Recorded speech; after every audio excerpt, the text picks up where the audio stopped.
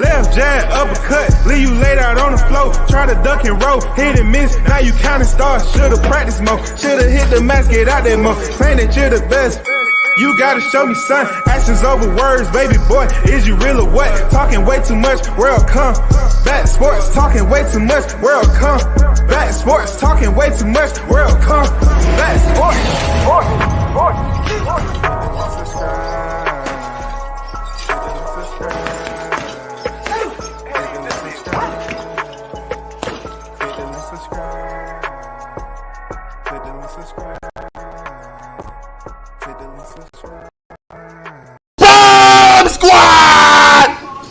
Yes, sir. Shout out to the hottest chat in the M effing game.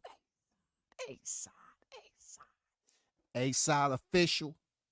No negotiation needed, period. You already know. The first in the building, the Carlos Rosado is on deck. What it do, man? I see you in the building. The press conference had me in tears. Yes, sir. We're going to talk about that, man. That shit was just hilarious, man.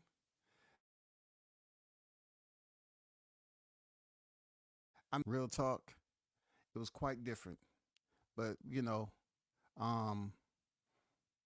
these two guys, man, they had to come in here and bring some type of attention to their fight because really nobody's been talking about it. You know what I'm saying? Adrian Broner did what Adrian Broner needed to do, but we're gonna take a listen to some sound bites, of course, of when they met at Don King headquarters. Shout out to the triple quadruple OG Don King. You know what I'm saying? Shout out to him. But we definitely need to take a look at the presser. You know what I'm saying? Listen to the circus act in full effect. I was expecting better from Blair Cobbs, but we're going to get back to it, of course. We're going to get back to it. Okay, we're going to get back to this, man.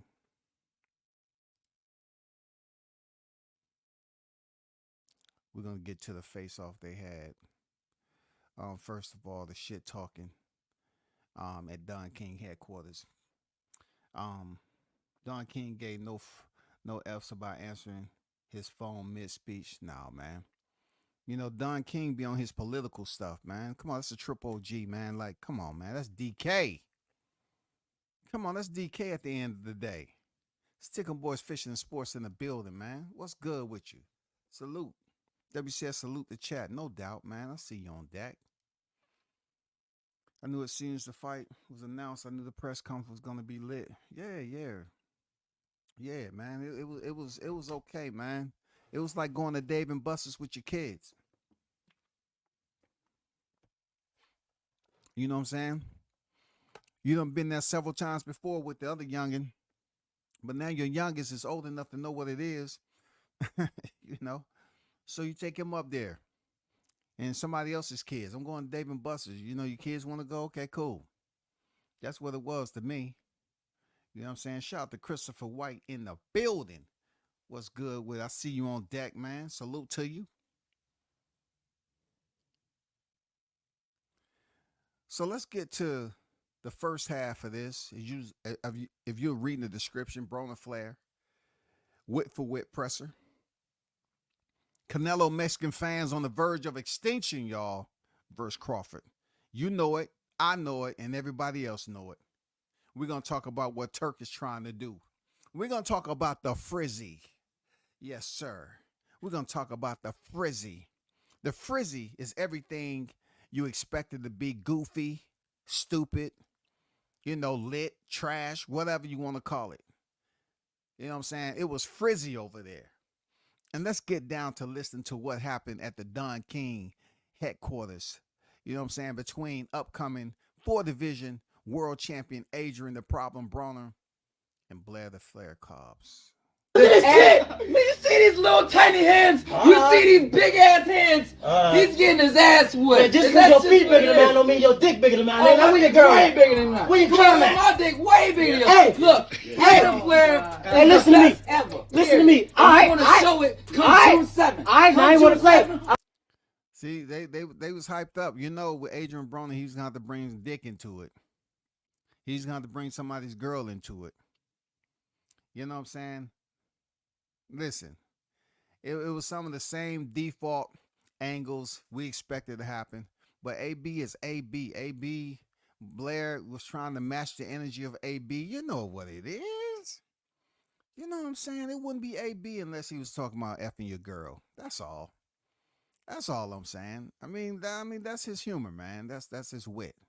Both of these guys got wit. Let's go through this just a little bit more. I'm not gonna go through the whole thing because it got painful, y'all. I'm talking about to the liquor cabinet painful. Mixing Tylenol and Motrin together painful. I want to see exactly. Now you want to play. Now you want to play. All right. After I beat him, with whoever his girl is, I got 100,000 for you. Gonna make more than Blair. Hey, come see me. I'ma pay you, and I'ma fuck the shit out you because I know he ain't.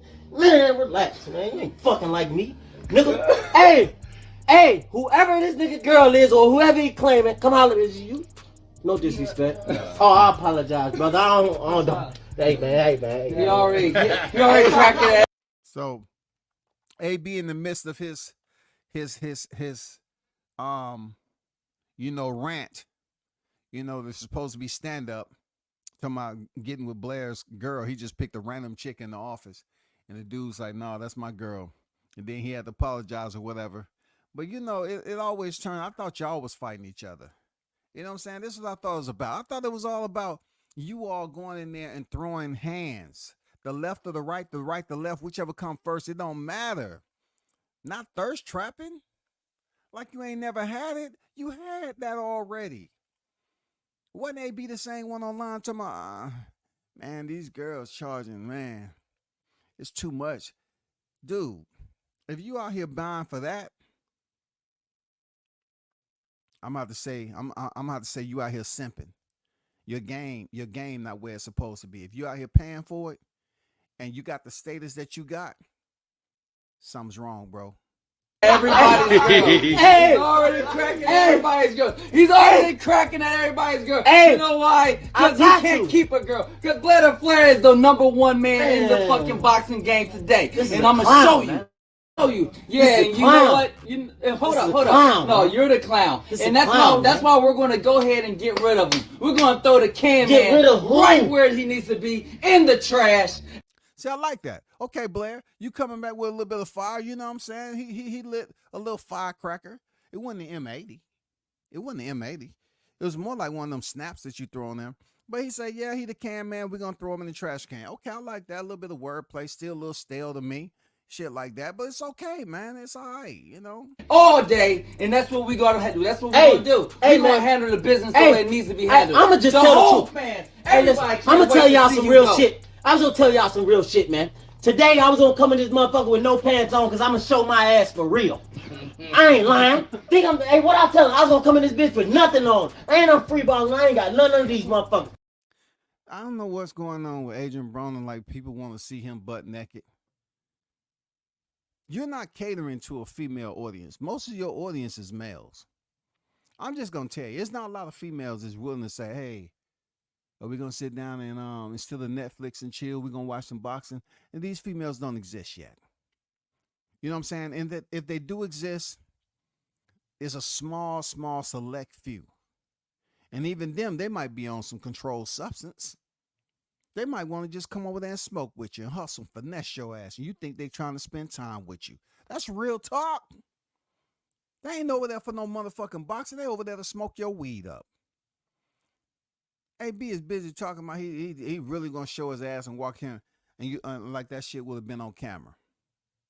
Come on, man. Are you catering to the freaking females or males? What's the deal, man? Ain't nobody trying to hear that. I'm telling you, I was going to come in here with nothing on, man. I'm about to show my ass for real, man. I'm stopping him, bro. I ain't really want to say it. He ain't stopping shit. I'm stopping him, He ain't stopping shit. I'm stopping you, bro. What happened to Marie's hooker? Who is that? The guy that you're gonna look like very, very soon. Nah, hell no, you a liar. So okay, Blair can say you're gonna look like Maurice Hooker. What happened to Maurice Hooker? You're gonna look like him very, very soon. Maurice Hooker, I ain't gonna lie, he was looking like somebody that we just recently seen. I'm just saying, you know. I'm just saying, no shots fired. No shots fired. But Maurice Hooker was sitting on the canvas a lot. You know what I'm saying? And the reason that was because of Blair-Flair. Lie, bro. I look like Adrian Broner, and I got a son that looks just like him. First round. First round, what? I bet you're gonna be surprised. The first round, he hits the deck. The second round, he hits the deck. The third round, he's thinking about why the fuck did I get in this ring? Listen, I ain't gonna lie. Oh my God! The fourth round comes. He talking about I'm hitting the deck. Like, oh, the only time I hit the deck is when I play blackjack, and I ain't been playing blackjack in a while, man. Box. Oh, the rounds are gonna be piling up. He's gonna be wondering why the fuck did I even take this fight? And then guess what? The great one is going to arrive. The Blair is taking over, and that's just what it is. That shit ain't about nothing, man. Look, bro. Shit about shit, Listen, man. we gonna run through him and fuck all the hoes and pop all the bottles, and that's what we doing, man.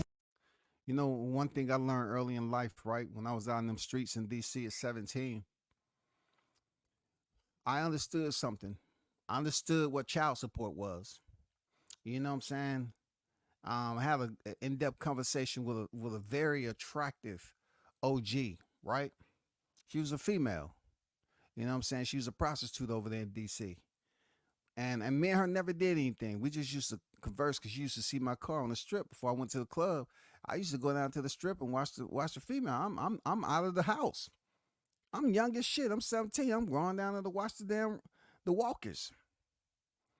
She said, if you ever want to be, if it's anything I can tell you, as young as you are out here, is that, you know, be very conscious and aware of going out here just sleeping with anybody and everybody. I'm thinking she's talking about some Asian shit. She said, because you'll spend your whole life taking care of a kid that you might only spend a partial of your life with, a partial time with. You know, that happy family shit don't exist. You know, so I couldn't look at her and say, well, she don't know what she's talking about. She's like, you don't ever want to spend all your times paying child support. You know what I'm saying? Because that's very expensive. That's 18 years guaranteed. It ain't like you put in a request for a loan and they say, oh, well, you're just gonna pay child support for this long. No, child support has a standard. And it's a lot of dumb niggas out here that will go out here and spend money on a female, hit it without protection, no strap whatsoever, and then get the bitch pregnant. She was a hoe when you met her, and she's a hoe while you with her, and she's going to be a hoe when you leave her. But you know what's going to keep on flowing to that same hoe you was with? That money, because you don't pop the kid out of her. You know what I'm saying? You don't pop the kid out of her. So dudes that keep talking about, oh, man, yeah, we're going to spend a lot of money. We're going to go out here and get hoes. It's just the dumbest shit ever, bro. For real. I've just always looked at niggas that had all these kids by different women. You wonder why, goddamn it. Hey, Scotty. Can you just give me a food voucher, dog? Give me $55. Can you give me $55.06? What? Wait, what? Why that amount? I don't worry about that. Just get, do you got? I just always knew that, man. Like, I only got 2 kids, living sons. I ain't never had them as sons. You know what I'm saying? That's all I had. I had 3 sons, you know, and I just never wanted to go out here and spend money on child support. But whenever I hear Adrian Broner talking about going out here getting paid and chilling with some bitch, yeah, you can chill with them, but just wasting money on a motherfucker? What? I mean, god damn, bro. When are you gonna learn, man? That's just like the weakest part of the game, man. Just dropping money on, like, I'm not saying don't spend money on your, you know what I'm saying, yours. But females, you know, just because you went out here and made some money, then you want to go to the strip club. Man, ask anybody who's seen me at a strip club. Man, a nigga eat wings. I goddamn have my share. Oh, the money I'm gonna put out there. That's it, man. I ain't like this nigga AB. Hey, June 7th, everybody put on their He's outfit. worried Hold on, about the relax, bottles. relax. He's worried about the bitches. I just want everybody to have a nice time. Listen, because the fight gonna happen. I ain't worried about him. Hey, listen, man. Everybody put on their best outfit. Everybody bring out their best girlfriend, whoever they think is closest to them, because shit's going down after the fight. The fight gonna happen. The fight gonna happen. I'm in great shape. Yeah. Tell me what's all this meat? Oh, that little. You need to shut up that little ass thing. He stay flicking that little thing. Hey, man. June 7th, just get y'all tickets. You know, I don't know why dick is a part of the conversation, man. I don't know why, bro. You know what I'm saying? This is boxing at the end of the day. It starts with a B, not a D. And then in light of everything that's going on with every nigga wanna always saying pause, and then they come up with some other shit. Niggas talk too much about the wrong shit, man. This nigga, I don't want to hear no goddamn presser, no trash talking about what you holding. If you was born a male, okay, act like a male. That's all you need to do. That's it. Man, you're going to have a press conference, talk about what you're going to do to the man with your hands in the art of war, in the art of combat. Not talking about no dick talk all the time, bro. If a nigga ain't saying pause, they saying no diddy.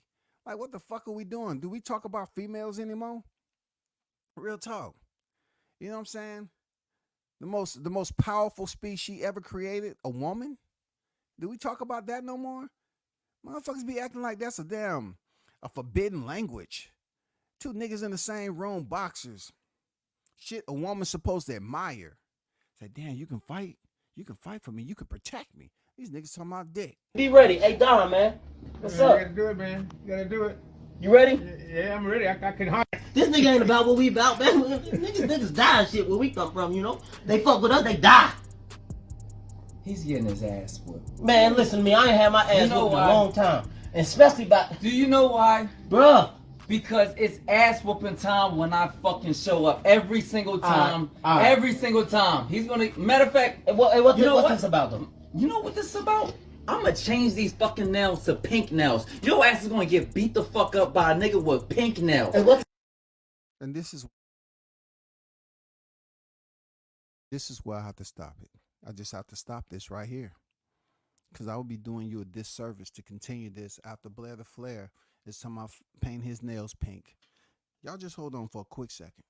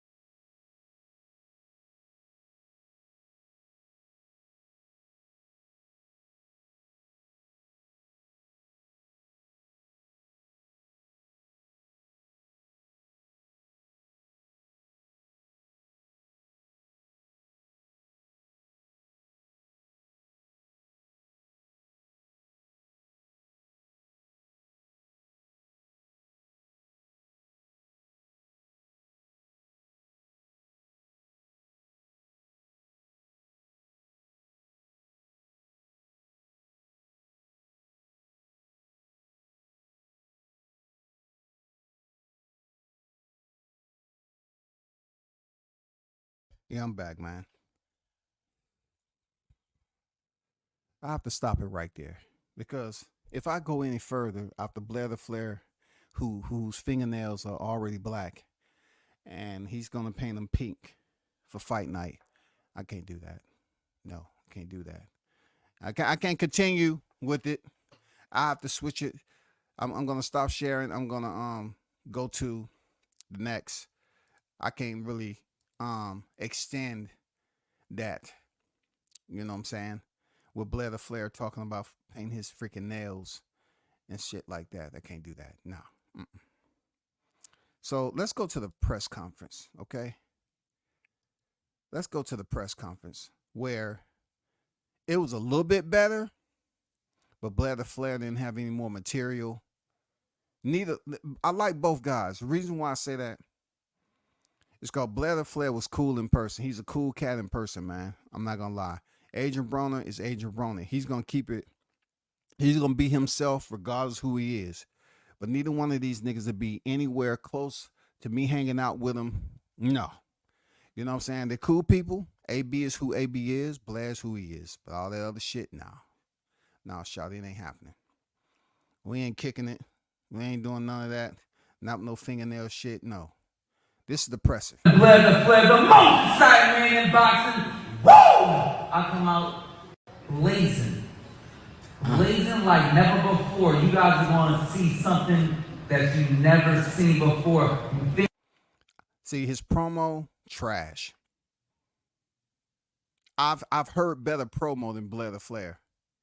This is a fight that you're struggling. You have to fight through the fog of the heavyweight undisputed that's taking place. You have to fight through Turk Al-Sheik's news that he's trying to make pound for pound best Terrence Bud Crawford and Canelo Alvarez. You got to fight through all that shit. You got to fight through the information that's coming out about Frank Martin and Gervonta Davis, the WBA, the rehydrate. You got to fight through all this news that's much more relevant. And this shit right here is something you never seen before. No, we pretty much seen it all. Unless you're going to do something like, I mean, we pretty much seen it all. Like, what are you going to do to Adrian Broner? Stop him? He hasn't been stopped yet. So that's it. That's about anything you could do right there. That's about the only thing you can do. Something you ain't never seen, stop him. Flatline him. Like Juan Manuel Marquez did to Manny Pacquiao. That's the only thing. That's the only thing we can talk about. You know what I'm saying? Like Max Holloway did to Justin Gaethje. Things that are going to happen to Broner that's never been done before. All you guys got to see is action-packed performances, and this is what I'm about. I've been born for this moment. I've been looking for this moment for a long time. I've been begging for this moment for a long time. I've been praying for this moment for a long time. And I gotta say, thank Don King. Cause Don King's back in action, baby. Woo! We're the most exciting man in boxing, and we have a great fight for you guys. June 7th, I've arrived. He said June 7th, he's arrived. Man, you could have did better, bro. You know what I'm saying? How many days did y'all know you was having this presser? You could have did better, big dog. That's all I'm saying, Blair. You're a good dude.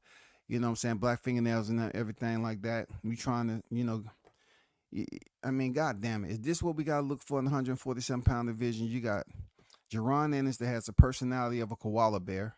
You know what I'm saying? You got Broner-Flair. He has a little bit more spice, a little bit more, you know, humor, personality to it.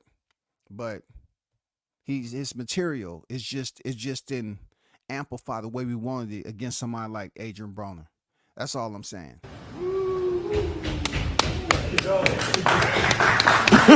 Excitement there, you know, so proximity is one to do it. That's cool. And so the way got the response that everyone trying to do, and he's in his, you know, in distinctive plan is really HBO support him in doing something. So let me bring up this young man that's going to be a part of the history of boxing, and he's going to be one of the and make a success beautiful. So here he is, y'all. Adrian, the power of the room. Yeah! Come on, AB! Hold up. I wasn't sure if he was coming or not. So I'm prepared. Yeah, I come here tonight. That's when Broner-Flair pulls out.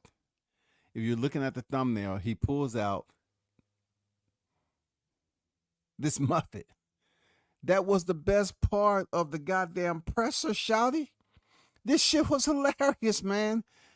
He pulls out the Muppet and just catches AB off guard. It looks just like AB, man. Look, if you're looking at that damn thing in the middle of this damn thumbnail, that was the damn presser. Man, tell me that don't look like AB. Come on, man. Come on, dog. That's just hilarious, dog. Man, that was the best part of the presser, bro. Shout out to Hustle Man on deck, man. What's good with it? You know what I'm saying? What's good? Well, I'm going to get to the comments. I'm going to get to the comments in a minute. Y'all just hold down. You know what I'm saying?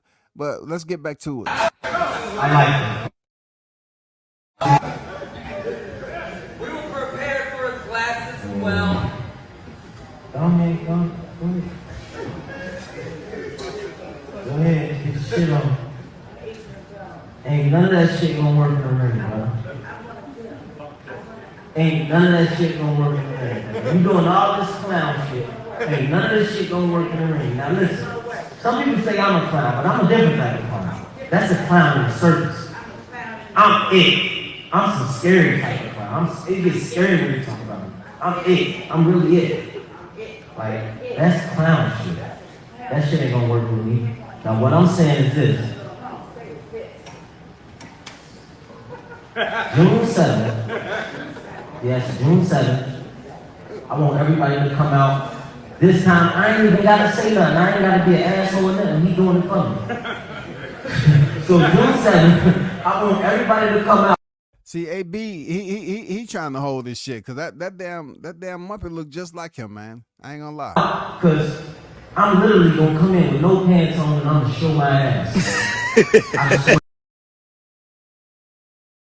I'm in the no pants again, showing his ass. We don't want to see that. I'm not gonna fuck Buddy up, man. You know, I look at him like, and no disrespect when I say this, but I look at him like Bill Haney if he was a boxer. This would be him. This would be Bill Haney if he was a boxer. No disrespect. See, I like that. AB came back with a little bit. You know, he keeping the frizzy where it's supposed to. You know what I'm saying? He's keeping it frizzy. He's keeping the temperature where it's supposed to a little bit. He said Bill Haney was a boxer, Blair-Flair would be him. You know what I'm saying? That was a little bit hilarious if you know how he's coming with it. Bill Haney. But I'm serious. This will be him if he was a boxer. And June 7th, man, it's Doomsday. And I'm training good. I'm training in Vegas with my little bro Tank. And a lot of people thought I wouldn't show up or whatever, but I'm in shape and Yes. I can't wait to put on a performance. So everybody come out, man. I'm gonna put on a great performance in it, and we back to get money. And I see that girl you was with last night too.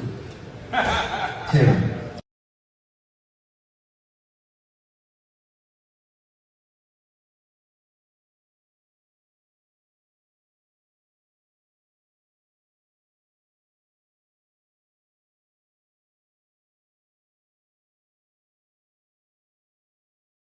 Don't want to, the frizzy to go away. At the end of the day, man, AB pretty much said what AB does is talk about people's girl, and he saw the girl they was with and all this other shit.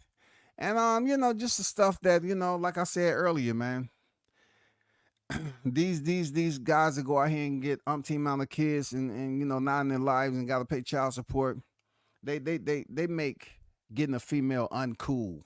Having more than one female, it's not cool anymore, because these cats go out here and have multiple kids, which I don't mind. It ain't my business, but you just take away the coolness of going out here having more than one girl if you out in the streets like that. To the young bulls as they call them, to the bulls as they call them today. You know what I'm saying? But I ain't think it had shit to do with boxing. You know what I'm saying? We done heard the women shit. Oh, man, who gives a fuck? You know what I'm saying? It's women out there that pick up those dollar bills everywhere you look. That's just the way it is in life. But the who won the freaking presser? Blair-Flair won that motherfucker. Hands down. Because when he brought out that motherfucking muffin, man, that shit was funny as hell. That shit looked just like AB. Whoever did that shit right there, A1, hit it on the head. That shit was the damn laugh. It was probably more people laughing in person, because you really can't tell from your living rooms. You know what I'm saying? You can't really tell from the house. It was probably more people, more funny going on in person. Those who attended the press conference, looking at that motherfucking that 2.0 version of AB right there. Yeah, that shit looked just like him. I ain't gonna lie, just like him. But hey, y'all make sure y'all tune in for the fight, man. You know what I'm saying? I think it's gonna be what it is, man. That's all I can say. I think it is gonna be what it is.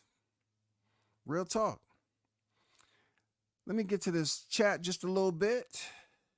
Let me see what people are talking about. Shout out to Mr. International Toby Bartlett in the building. What's good with it, bro? I see you on deck, man. Shout out to Hustle Man in the building. What up? WCS in the chat. What up with you, bro? Shout out to Conquest on Deck. Peace, by the way. What really took place with Broner and his contract with BOK Prime? He said they were going to change boxing. They have a dream of people that can answer. Sweet, yeah. So, you know, in short version, BOK Prime was, you know, same typical. You know, he saw that was where the money was and all that. And, you know, the fight fell out for him. And so did the interest of people trying to get Adrian Broner opponents. Then Hank Lundy, he wanted to drop Red Boxing Promotions over there in Vegas. He was the main event. And I ain't gonna mention no names, but somebody, you know, advised him to pull out of that fight, say he was injured, and he went over here and signed on BOK. That fight, he got suspended. They red flagged him. Don't let me get in my bag. Now, I ain't trying to get in my bag, but that shit didn't work out. You know what I'm saying? So you know, he's with DK now, and we have to look at it like this. Will AB make weight? That's all we want to do. Will he make weight? Christopher said, I hope that AB don't fight like he fight Paulie. Man, I don't know how, man. I don't know how he's going to look. Real talk. I don't know how he's going to look, bro. All he doing is talking about bitches like we ain't never seen. If a man is not a virgin anymore, that means you had one more female than you ever had in your life. So when you pop that cherry, the shit shouldn't have been as fascinating, because you should have went about life selectively choosing the ones you want to be with. Man, we done heard this shit, man. We done heard the women shit, man. Come on, you look, it looks stupid. It sounds stupid now. You know, you're talking to a grown ass man who has you know, a woman or two in their lifetime who has sex already, who's been to the party, who did. Well, some of you niggas square, but you know what I'm saying? Who had what you had, bro. And this shit ain't nothing to play with. I tell people that always want to talk about dick sizes. That sperm is the same motherfucking size. And goddamn it, 18 is spelt the same any way you put it. 1 in front of the 8, goddamn it. But you know what ain't the same? The amount of money you pay per month in that goddamn child support, nigga. You know what I'm saying? And that shit right there, it absolutely changes. You know what I'm saying? Moving on. I'm kind of leaning toward Cobb whooping Broner's ass. That's my man. Black Cobbs is gonna fuck Broner up, dog. You know what I'm saying, Andrew? Shout out to Andrew Charles in the building. He's gonna fuck AB up, man. Blair can fight. Now, of course, that comes with revisions, because we seen Blair get frizzy with Alexis Rocha. You know what I'm saying? Alexis got frizzy with him. Bing, bing, bong. Shit. All we saw was a fro going back and forth. Down goes Blair. Down goes Blair. Yeah, he did it, man. You know what I'm saying? Shout out to Mr. International Toby Bartlett on deck. Salute WCS and the hottest chat in the YTC. We're global, baby. We're global in the building. What's good with it, bro? It's about to be lit over your way, man. You know what I'm saying? It's about to be lit, man. I don't know if you rock with Fury like that, you know, but it's about to be lit over there, man. WTF is wrong with these fighters these days? I don't fucking know, bro. Because, you know, I mean, you can only talk about women so much. Like the women already know what the hustle is. You know what I'm saying? Women already know what the hustle is. Real talk. You dudes keep on talking about like you showing them something they ain't never been a part of, man. Man, a woman was born to be able to reproduce, man. And with that reproduction, it's not always two parts that raise that kid and benefit from that kid being on deck. Sometimes the dudes pan and pan and pan and pan. They don't get it. They still pan on one, they get another. They still pan on those two, they get another. They pan on those three, they pan, you know, they have another. They pan on that four, they have another. Man, come on. It's just stupid at the end of the day, bro. He say, you have to hold Blair accountable for his actions. The way he responds to situations and questions on him. Black to pink, I don't understand. That's why I said, that's why I didn't. Hey, Hustle, man, that's why I said I couldn't go any further. When he said he's gonna change his nail polish from black to pink, and you're gonna say you got, and then you're gonna know you got beat by a man with pink nail polish. Nah, bro. That's why I gotta stop it. I don't want to be an enabler. I gotta stop. I gotta stop the damn share right there. That's it. You lost me there. The fact that you have black nail polish on anyway. But you know, you say you're gonna change it from black to pink when we already have insecurity enough out here from men that can't even talk about women like we used to do back in the day. You see a baddie, you see a fine one, you talk to her as such. But these niggas be like, man, I want to talk about how I don't like a nigga. I don't want to talk about this. I want to talk about that. I mean, come on, bro. Man, y'all niggas don't know traditionally what men did, what the real men do. They see a badass female, man, they say, God damn, you know, it's a natural reaction. You try to talk to them or whatever. These niggas talking about walking in the room butt naked and the majority of your audience is male. It ain't a whole freaking community of women that's looks out here on the phone having a conversation to my man. I just can't wait till this heavyweight undisputed come on. Whoo, girl, we all gonna get together. How many in it? 17 of us? Oh man, we're gonna go ahead and watch. What's the name of the fighters again? I think his name is Alexander Fusick or something like that. Oh, okay, I heard of him. Yeah. And what was the other one? Bryson Tyson or something like that. Yeah, Bryson Tyson. Yeah, they fighting for 4 vacant titles or something. I forgot because I think it haven't been a heavyweight undisputed in like 40 years. For real, girl? Wow. Dang. Yeah, for real. That's what we all coming over, right? Okay, cool. Females ain't having that shit. Females ain't having that type of conversation. Man, if they were a dude that's watching boxing and they go into a fight, absolutely they'll be there for you, dog. You talking about sitting at home and watching a fight, man, good luck with that. You might, look, your relationship may end that day. Your relationship might be over fucking around. And, you know, instead of Netflix and chilling, you over there looking at a boxing match. Adrian Broner and Blair-Flair. Your girl might goddamn leave you right there. Say, nigga, I can't do this shit. I'd rather you take me to a fight with an entire damn host of fighters that we all know that we can relate to. You know what I'm saying? Like Crawford Spence. You know, you take me to that fight, we good. When he pulled out the muffet, I fell out. Yeah, man, that took it right there for me. It wasn't much to give him credit for, but that did it for me. Real talk. The AB muffin needs to be sold at Walmart for $39.99. Real talk, man. That motherfucker looked just like AB. Looked just like him, man. It was hilarious. That shit looked just like him, man.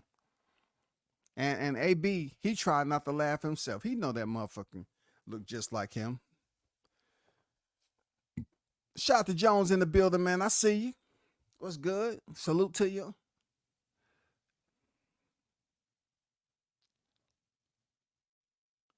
He says this is why I fuck with you, my friend. Thanks for being the boss. Man, I just said I had to cut that motherfucker off. I don't want to give nobody the wrong impression at all. Nigga, I'm not up here, you know, co-signing on nigga talking about I'm changing my polish from black to pink, nigga, and I'm supposed to continue with the live stream, you know, and sharing that shit. No, that ain't happening, bro. Let's get to my thumbnail up here. Cody, Crowley, Jerron, Ennis, man. You know they supposed to have a fight coming up. Both of them are still contending in the 147-pound welterweight division. All right. So there was some language that was being spread around that Cody Crowley, you know, took a subliminal shot at Terrence Crawford by saying some people want to move up. Look, Cody. Respect to you, brother. You've been through a lot. You know, you have. You've been through a lot. You say you were suicidal. And the fucked up part about them not taking it serious because Mr. Goofball himself, you know what I'm saying, want to be goddamn boxing vixen, Ryan Garcia, he made it uncool, you know, when you're talking about mental health, because he wanted to make it seem like it was a joke. And you was pretty much telling people that, hey, I didn't want to be here, the last 2 years. And also my dad hung himself. That's what Cody Crowley said. You know what I'm saying? So that was deep. That was deep. But Cody seemed to be in good spirits, up to this fight. So if you're looking at this picture, whenever you see a nigga, they have those like grins on their face like that, and niggas ain't smiling, man. It's one of those expressions like, you know what I've experienced inside, what's on my mind right now, nothing you can do. I don't feel that can, take me out of that moment, that can break my will and my strength. That's what I get out of Cody Crowley looking at Jerron Ennis. So if Cody knows he has a fight, an IBF championship, fight with Jerron Ennis, who will be a future star, potentially at 147 pounds, it's up to Cody Crowley to stop that train, right?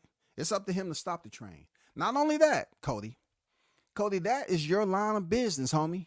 Your line of business is Jerron Ennis. That's it. You don't dare bring up Crawford. Crawford will beat the the infection out your ass. You do not or should not be talking about making subliminal shots about Crawford moving up and he didn't want to face Jerron Ennis. Anybody who's co-signing that's hilarious. Come on, Cody. Come on, you talking about, well, since I'm here, I'm going to continue the goddamn, go on my ass-kissing tour. And my Jerron Ennis ass-kissing tour, and I'm going to be nice.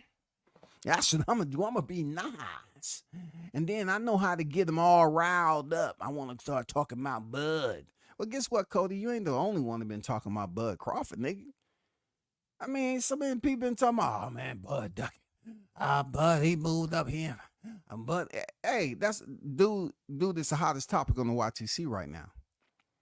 So, of course, you want to say he moved up to 54 without facing Ennis. But, Cody, you go take care of business with Jerron Ennis. If you feel you're him, be him. Don't focus on the other shit. That's you haven't got your flight ticket. You haven't got your flight reservations for that yet. You can't be talking about something that's on a whole nother freaking elevation up there, somewhere you ain't never been before. No, stick to what's on your level. That's Jerron Ennis right now. Stick to him. Go in there and get that W, or not, and then take it from there. You shouldn't be taking no subliminal shots in no goddamn body. Okay? It seemed like YSM was happy. He say, Cody Crowley unleashes. All right. Man, Jamil, my guy, man. No shots fired, man. Salute to YSM. He doing his thing over there.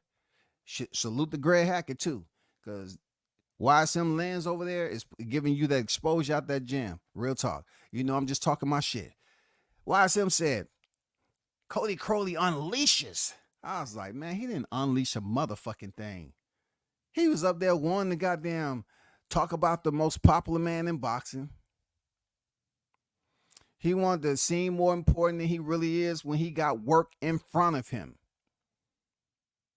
Cody shouldn't have mentioned anything about no freaking Crawford until you get past Ennis, the guy who has the belt who he stole from Crawford.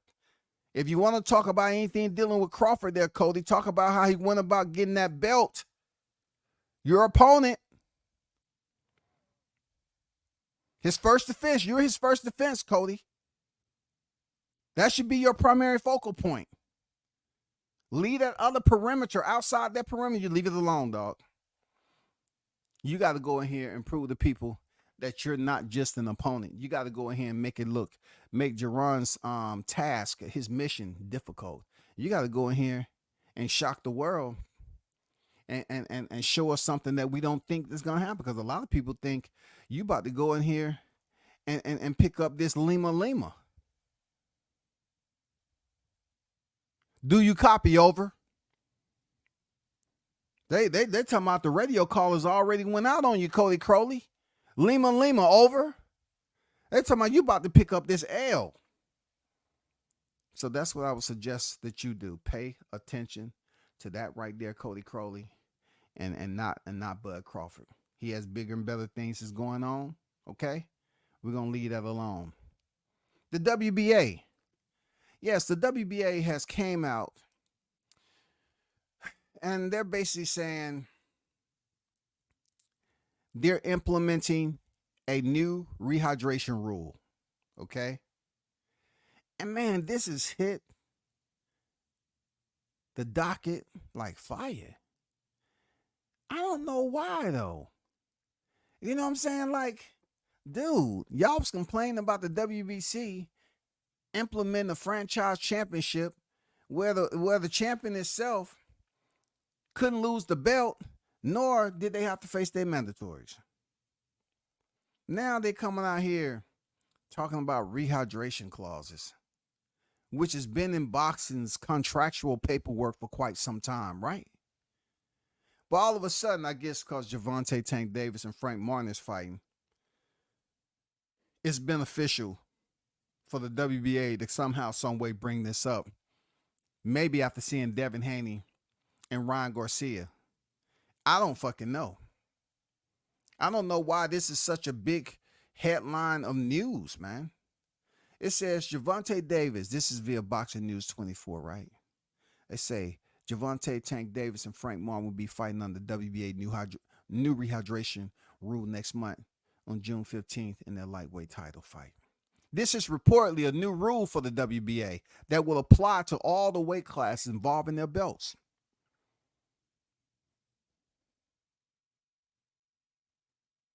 There's no word yet on whether the WBA will have a grandfather clause that will allow their current champions, the ones who rehydrate absurd amounts of weight, to continue to do this and focus the rule on fighters who capture belts later. So the grandfather rule will go for the new champions, I guess. They're trying to figure this out. Why should it even matter? You put it right there in place and you say it ain't no grandfather rule. It's for whoever's in place right now for the championship. You know what I'm saying? I mean, why even bring in the rule if you don't know how you're going to do it? It says if the WBA has a grandfather clause, it will allow their weight bully champions to hold on to their titles without having to vacate. Some champions accustomed to rehydrating 20 plus pounds will be greatly handicapped under a rehydration rule that capped their rehydrated weight to 10 pounds. Rehydration limits potential impact on the sport.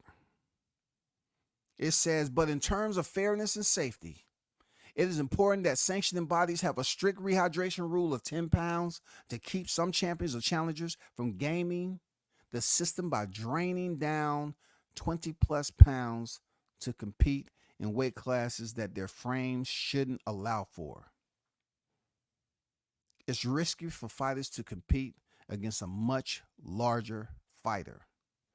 It's unclear what the rehydration limit is, but it's likely the same as the 10 pounds that the IBF has with their organization.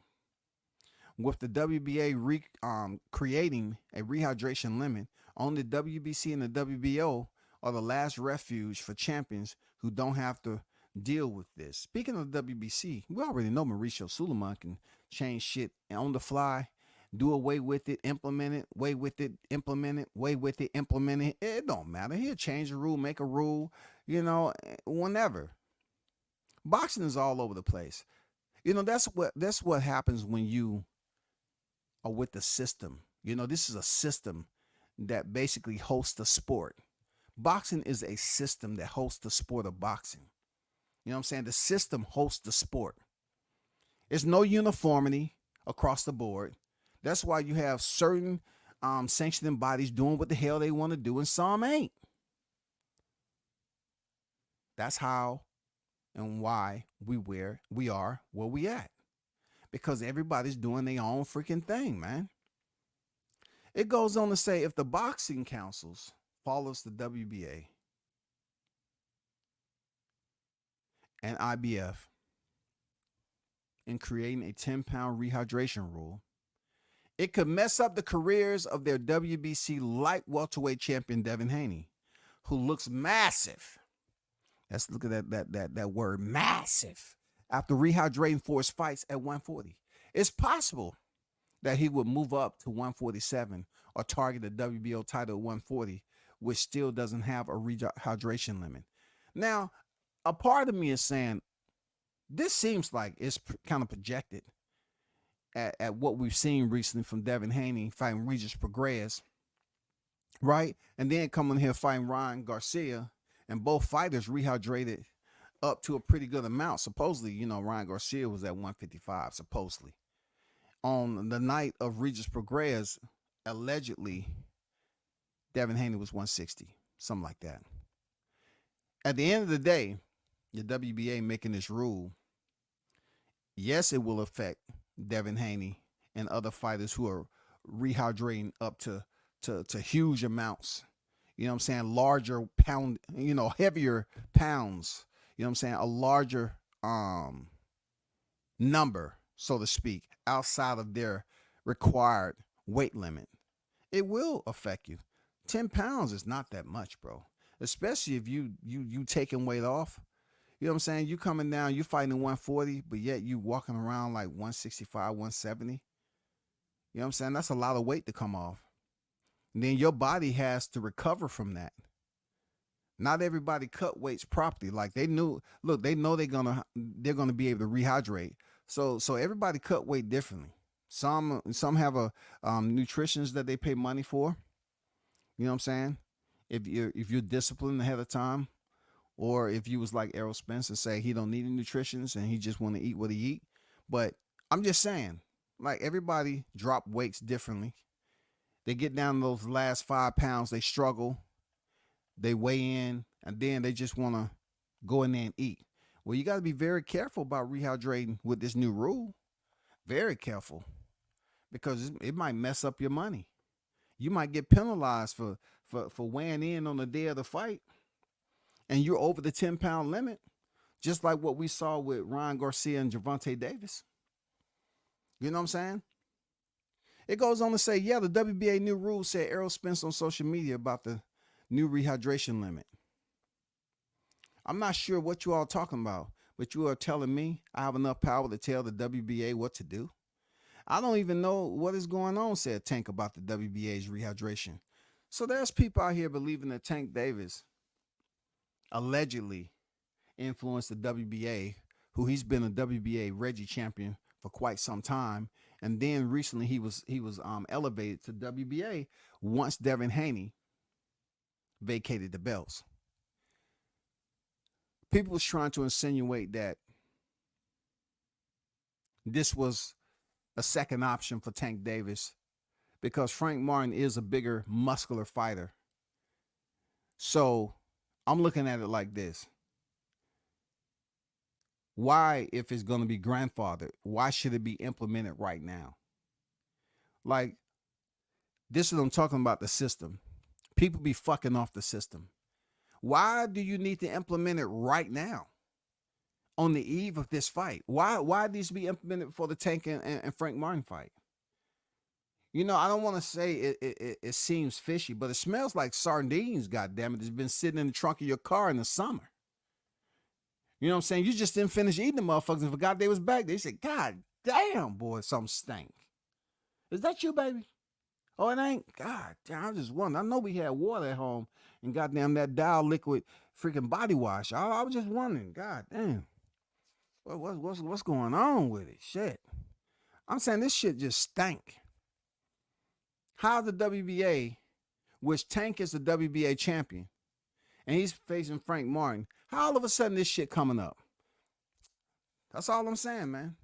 It says the WBA new rehydration rule shouldn't be a big deal for regular Tank Davis because he doesn't look like a massive weight bully like some fighters when he rehydrates for fights.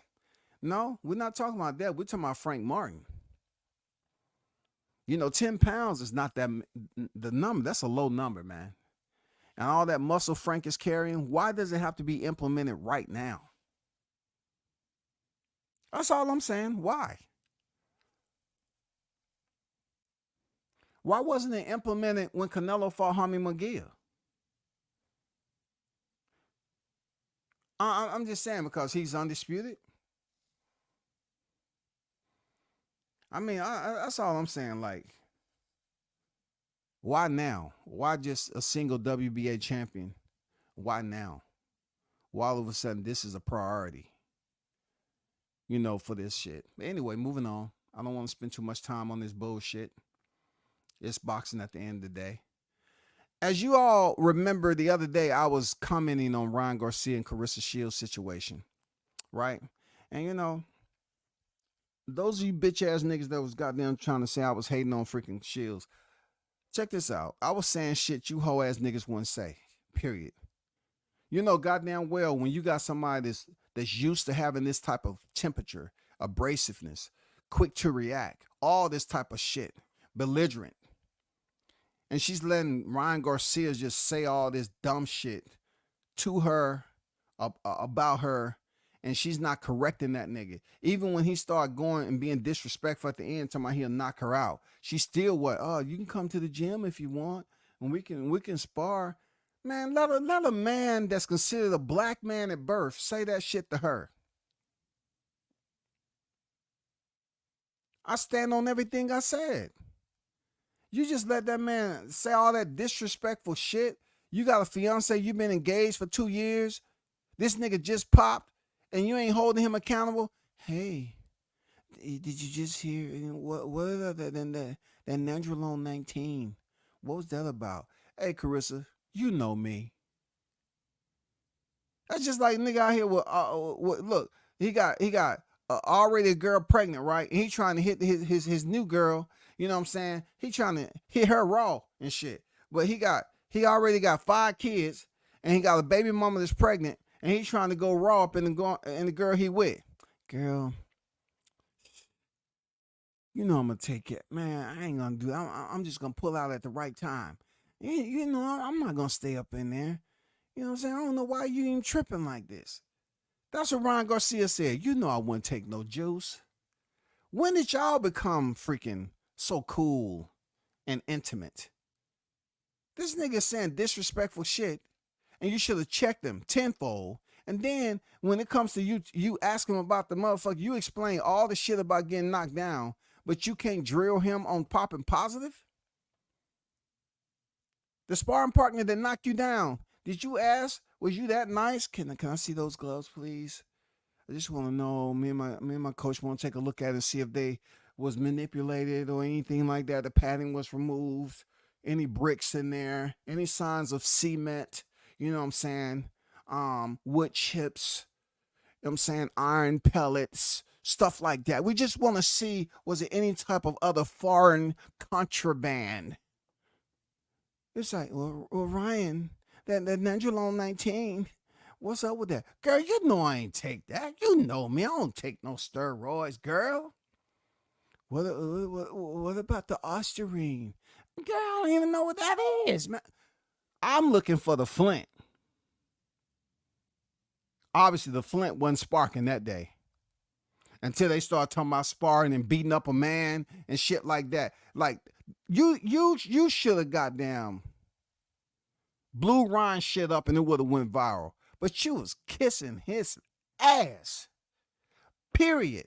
And you other fuck boys out there, you wouldn't say shit about it because you're the type of nigga that would be up there letting her braid your hair. Yes, mama. Yeah, mama. I'm going to clean that up. I'm going to wash them dishes, mama. I'm going to wash your drawers, mama. Yes, mama. Yeah, I will, mama. Uh-huh. Y'all niggas will let her walk all on you, all that shit. But knowing she should have checked Ryan Garcia for the controversy that he's involved with.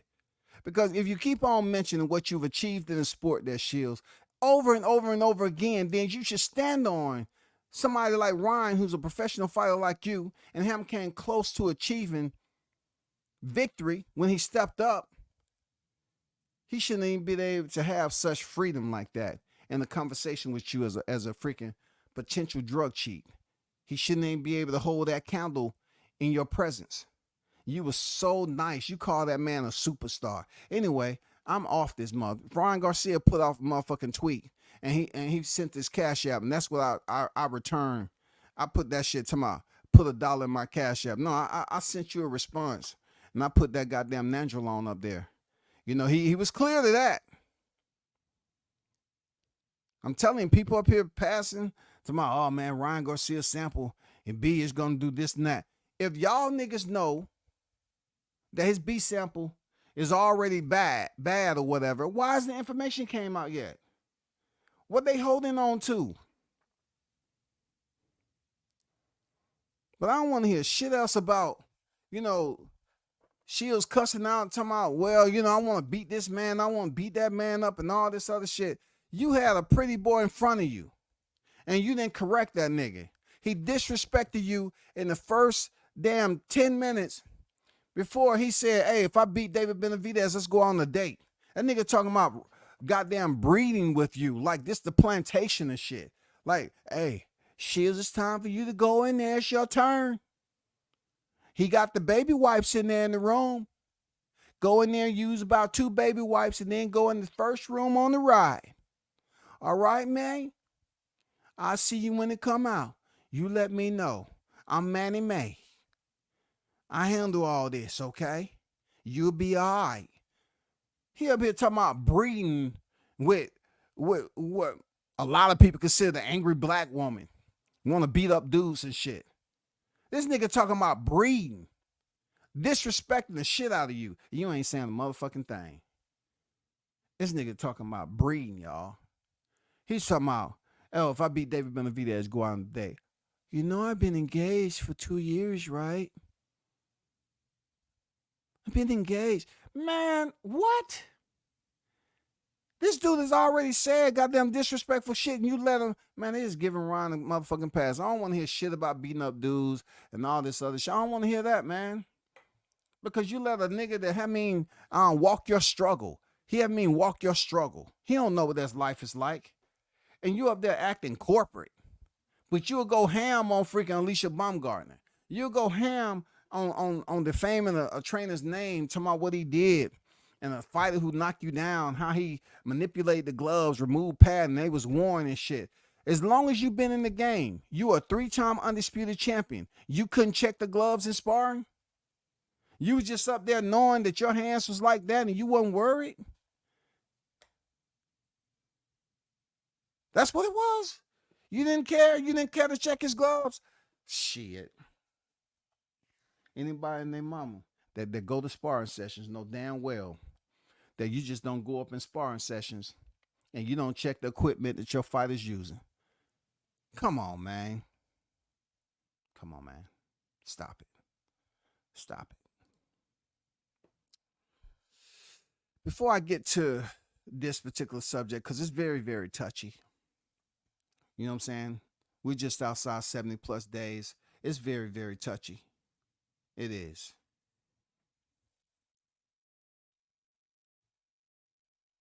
Shout out to Jessica the Queen in the building. I see you on deck. What's good with it? Salute. Tank commented on how swole Frank looked at the presser. Next thing you know, we find out about a rehydration clause. Absolutely, see? You know what I'm saying? I don't have to goddamn guide Andrew through this shit with flashcards. Damn. How all of a sudden this shit coming up?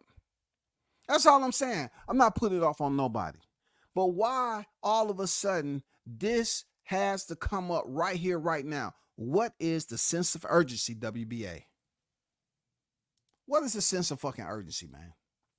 In hindsight of Devin Ryan's debacle, maybe Tank is right to do that. Listen, man. I'm about to break this down to you, Andrew. I appreciate you always supporting the channel, but you know how I get down sometime whenever I feel like it. But I'm gonna present this to you. You know what I'm saying? I have to pick your pocket. You know what I'm saying? I have to pick your pocket on that. So you say in hindsight of Devin Ryan debacle, maybe Tank is right to do that. Now, the last time I checked, this is for Andrew and everybody else in the chat. What do we always hear about these fighters? They're sparring bigger fighters all the effing time. Oh, I'm sparring bigger fighters. I'm sparring bigger fighters. I'm sparring bigger fighters. Didn't you hear Shields say that? Ain't you heard Tank say that? Ain't you heard plethora of fighters say they sparring bigger fighters, bigger name fighters? Not bigger name fighters, bigger size fighters? They're sparring bigger fighters. Tank is sparring bigger fighters. A lot of these fighters will tell you in the lower weight, oh man, I spar freaking middleweights all the time. I spar super middleweights. I done knocked out this dude, that dude, and all this other shit. But I just don't get what I'm seeing, the language and all this shit of something that's been a part of boxing for years and nobody's been hurt. Look at it now. Usually the change is when somebody has been hurt from it. But we haven't had that happen. You can't, people are not gonna, it's almost like they're picking and choosing what bullshit they want to stir up and put sugar in and serve it and say, you know what? This dish right here, you're gonna love this shit. Ooh, I know it look like a bowl of shit, but it ain't, goddamn. This is something special. Ooh, this is a different type of spice to it. Some say it look like cocoa gumbo. You know what I'm saying? With a little twang on it. But at the end of the day, it's shit. Nobody has gotten hurt. But Ryan Garcia goes in there 3+ pounds over, and he drops Devin Haney 3 times. That was for the WBC. But still, people out here whining and bitching about shit that's been going on. You know what I'm saying? Boxing allow fighters to negotiate with the other fighter. And they took the money. Now we got this fight coming up. Frank Martin had nothing to do with that weight. Frank Martin ain't really had, been the conversation about being, having to lose weight or being a weight bully. When Devin Haney beat Regis Prograis, people was just like cheering and they was jumping up and down. Man, he beat Regis, beat the brakes off Regis. He did this and that. He weighed 160. Ooh, nobody wasn't giving a damn. And then when Ryan goes in here, it wasn't just the fact that, that he performed the way he did. It's the fact a lot of us thought he didn't have the skills to go in there and perform the way he did. But he did. He got it done. And he did in dominating fashion. Yes, indeed. He did it. Right? But then, all the damn controversial samples after that, right? But I'm going to tell you another reason why this is some bullshit, in my opinion. And I don't know which way to go with it. But y'all remember when Rolly Romero fought Tank Davis?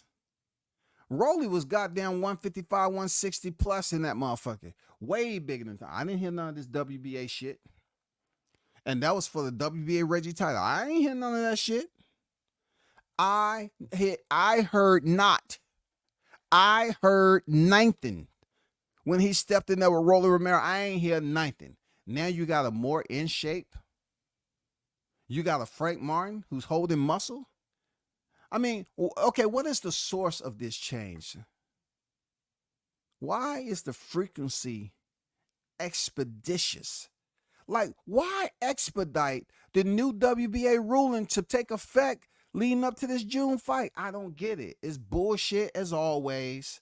And they always try to put it out there like, we're trying our best to sanitize and clean up the sport. It's our mission. It's our goal. We just ask that you support us. That's all we want. We want a new, refreshing sport for these fighters to be safe. That's all we want. For them to be safe. So if you want them to be safe, what about, when they raise the levels of certain performance enhancing drugs to fit? We just want to be safe. We want security. Get him out of here. We just want the sport to be safe. We don't know anything about all the raising of the levels. But if a fighter come in 20+ pounds, it can become unsafe. That's all. That's all we doing. So let me get this right. Big Turk, you all are talking about bringing up Naoya Inoue for a potential fight with Tank Davis. I wonder if there's going to be a rehydration clause in that. I don't know. I know they was tripping, when Crawford wanted to go up and fight Canelo Alvarez, 3 weight classes. Mel Charlo, 2 weight classes. He went up there. It's been fighters that move up 2 weight classes. You know what I'm saying? We saw Mikey Garcia move up. I didn't hear anything because at that point in time, you know, all people wanted to see was just a fight with Errol Spence, but nobody was talking about any rehydration bullshit. Wasn't nobody talking about that shit.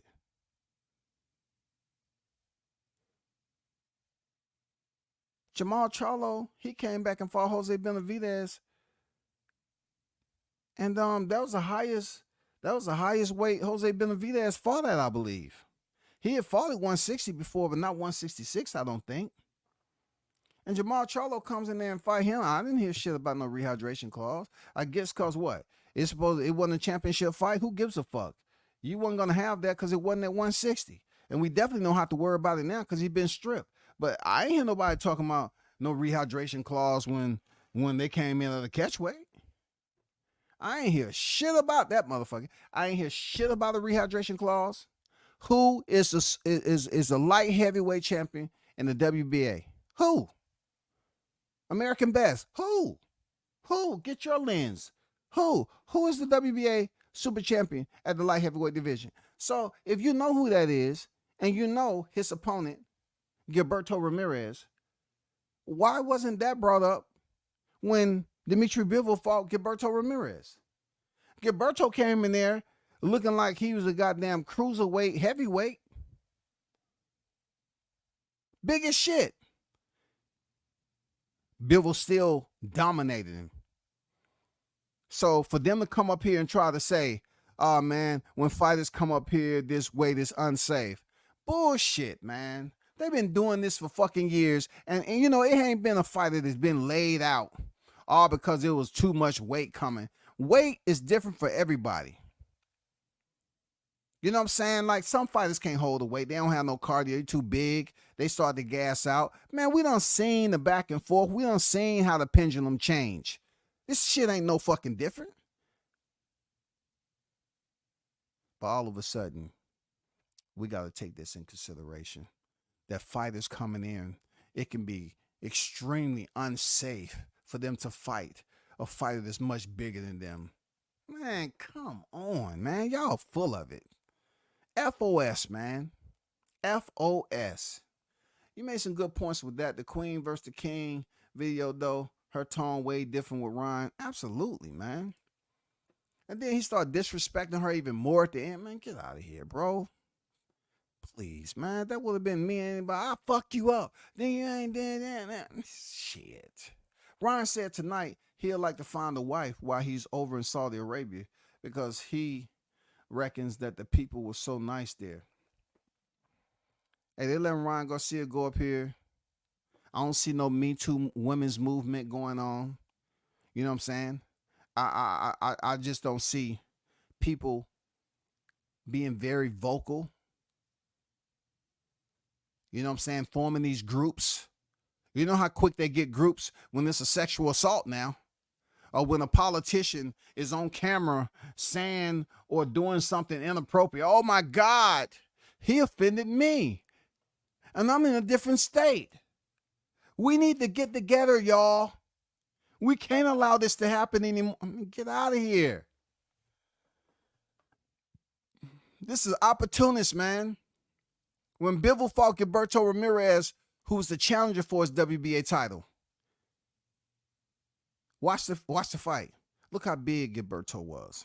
Look how big Rolly Romero was when he fought Tank. Look how big a lot of these fighters are when they're fighting, bro. Look how big they are. They're way bigger.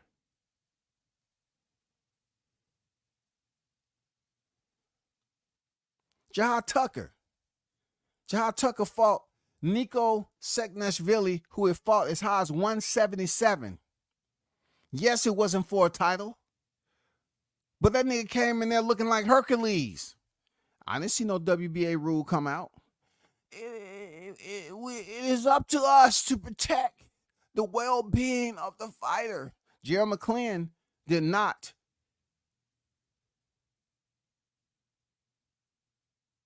receive the state that he's in right now due to a fighter being 20 plus pounds over. He didn't. Pritchard Colon, neither did Pritchard Colon. Where have there been a fighter, especially in the heavyweight division, that die when you have a difference of 50, 60, 70 pounds sometime? Where are all the deaths at? Why does it matter for the lower weight classes when the heavyweight class is where they hit the hardest? Why is this not a big deal? Anyway, Shields are the biggest power couple in boxing. That's funny, man. That's hilarious. You know what I'm saying?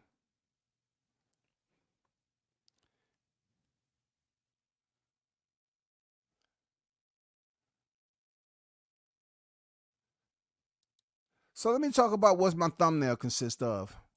You know, Michael Benson put out His Excellency Turkey Al-Sheikh has declared that he is now working on Canelo Alvarez versus Terrence Crawford for late. We have heard this before, right? At a stadium in New York. We haven't heard that. All right? We haven't heard that. At a stadium in New York, Las Vegas, or LA. Okay? 3 locations to make the most money. It's not going to be in New York. I doubt it. I doubt it. I doubt it. I doubt it's going to be in New York. I want this fight, and we are thinking to do it in America because we want it huge. Okay, this is what I'm saying about this fight. This is my take on this. You know, Terrence Crawford, Canelo Alvarez situation that has been brewing for quite some time. Well, only to the people that want it to brew, right? So, a lot has been said about Canelo always responding that he gets nothing from fighting Terrence Crawford, all right? But I can understand where Canelo is at with it. You know what I'm saying? Because why would he want to be the younger guy? Canelo's claim to fame was taking an L to Floyd Mayweather. That has been so many years ago. And he has since ascended. I mean, I'm talking about levitated to a whole different stratosphere in the universe of boxing. And he's did well. You know, he's able to make all these huge, big paychecks. You know what I'm saying? But yet, he's at a point right now where there's been some call-outs and people wanted to challenge him. Demetrius Andrade was made fun of and mocked because he called out Canelo. He wanted to smoke. This is before he stepped in there and fought David Benavidez. Canelo Alvarez said he want to payday. I know you want a payday. And guess what Canelo wants? To fight a big name fight right now. He wants a payday on top of a payday that knows a payday. It's all about money with Canelo. He wants the payday. But yeah, he was trying to make it seem like people that want to fight him is just trying to get a payday. Not with Crawford, though. When it came down to Bud Crawford's name, he said, why I have to do it? Why I have to fight him for? I get nothing. I get nothing from Crawford. Benavidez. For the right money, you know. Give me $6 trillion. If you give me $6 trillion, I'll fight. I'll fight tomorrow. You give me $6 trillion cash. Cash money. I want it in trucks. And when we get to my location, I want somebody to manually count each bill until you get to $6 trillion. You know, Canelo wants a payday to fight David Benavidez. He wants a huge payday. I think he said something, truth be told, 150 to 200 million. 150 to 200 million to fight a fighter who belt you was able to take without fighting the only other champion that at the time you was able to swindle and slime your way over there to fight for 2 belts. You know he was the champion that you never beat at 168 pounds. But anyway, that's not even my point. My point is now you have a financier. This is something as God sent, the way I look at it. Because look, we still would have been talking about the same song note, hymn note, same instrument, the same motherfucking harmonica, flute, any one of them bitch ass instruments that you want to talk about. we would have still been talking about the same shit. If we're talking strictly about U.S. promoters, if Turk Al-Sheikh won him and came into the game at the right time, that has the what they call it, the checkbook. He don't even have a checkbook. This dude has the commas. You remember the song that come on? Here comes the commas, commas. Here comes the commas. The commas. He got the commas, y'all. Turk Al-Sheikh got the commas. So now Turk is putting it out there. He's on the phone. He's trying to make this fight happen. And I did a live about this earlier. Months ago. I did a live on this. But what I was saying in the live is pretty much that Canelo is seeing this money being offered by Turk Al-Sheikh, which backs him into a corner. Because if Turk is saying, I want to make the fight between you and Crawford, and I'm willing to give you the 65 or 70 million. I'm just saying per se, Crawford get 50, 55 million, whatever the number is, right? And they're having this fight in the U.S. Crawford goes in there and beats Canelo ass. The Mexican fan base is no more. They're gonna have a down period. This is gonna be way worse than hibernation now. This is gonna force them into a state of sleep from the boxing community.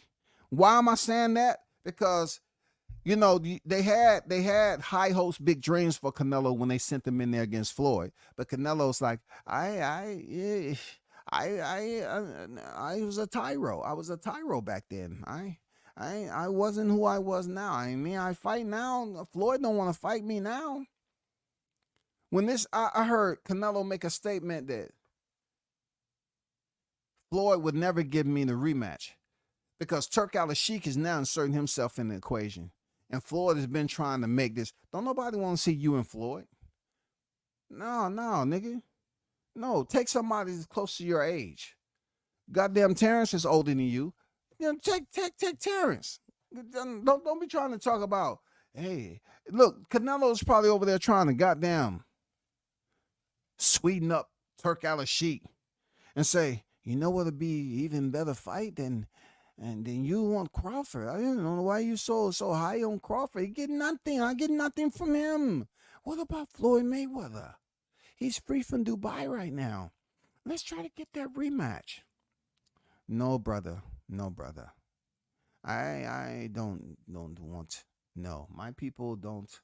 No, you do not want to make you Floyd Mayweather. No, we don't want that. He's somewhat like 48 years old right now. We don't want that. See, my brother, I want fight. I don't want easy fight. I want challenging fight. And you want me to pay all this money for you to fight Grandpa? No. I want you to fight the killer. You know what I'm saying? You heard WCS said. You know what I'm talking about, Canelo? No, I don't know. No. I want you to fight the Omaha Monster. For 80 million, you fight the Omaha Monster. Are you willing to do that? Well, I don't know. I was talking about retiring. I don't know. I have to get back with you. I have to talk with Eddie. Eddie's talking about retiring too. His shoulder's been messed up. If I don't have Eddie to train me, I don't know if I could go in there and fight this guy. You know, I get nothing from him. He's a welterweight. It wouldn't be fair. I don't want to hear that, brother. I put up the money and you put up the gloves. You understand me? That's how it works out, brother. Canelo's over here making fucking excuses. Canelo is up here trying to get the Turk to say, hey, this would be a good time to try to encourage Floyd to freaking get a rematch after all these years. Yeah. Dude, Floyd would never fight me again. Floyd would never fight me. The people want to see Floyd. No, brother, they don't. No one wants to see you fight Floyd. They want to see you fight Terrence Bud Crawford. Pound for pound number one. You think about it, brother. Security, escort him off the premises. I'll be talking with you. I'll be speaking with you later. See you. Yeah, the Turk Al Sheik is talking to Canelo on some grown man shit. You may be able to dictate everybody else's pocket, but you ain't gonna be able to dictate this one, goddammit. And listen, to all the Mexican fight fans, salute to you. No smoke, man. I'm just talking my shit. It's gonna get frizzy for you. It's gonna get frizzy, you Mexican fight fans that support Canelo heavy. Because goddammit, Floyd gave him the intro, and Terrence Bud Crawford's about to give him the outro. Say it ain't so. Once again, Floyd gave him the intro to stardom, and Terrence Bud Crawford about to give him the outro. He is about to shut it down. And all this shit about Canelo talking about knocking out, you ain't knocking out nothing. My money's on Bud Crawford. He gonna put those paws on you there, Canelo. When them old, fragile, goddamn rocking chair knees, you got to be squeaking all over the place. Yeah, you better get some cortisone shots. That same shit you do, you are working against the mad scientist. Bo Mack is waiting to go in there and compete against Eddie Reynoso. He is waiting. He's waiting, goddammit. No more hiding.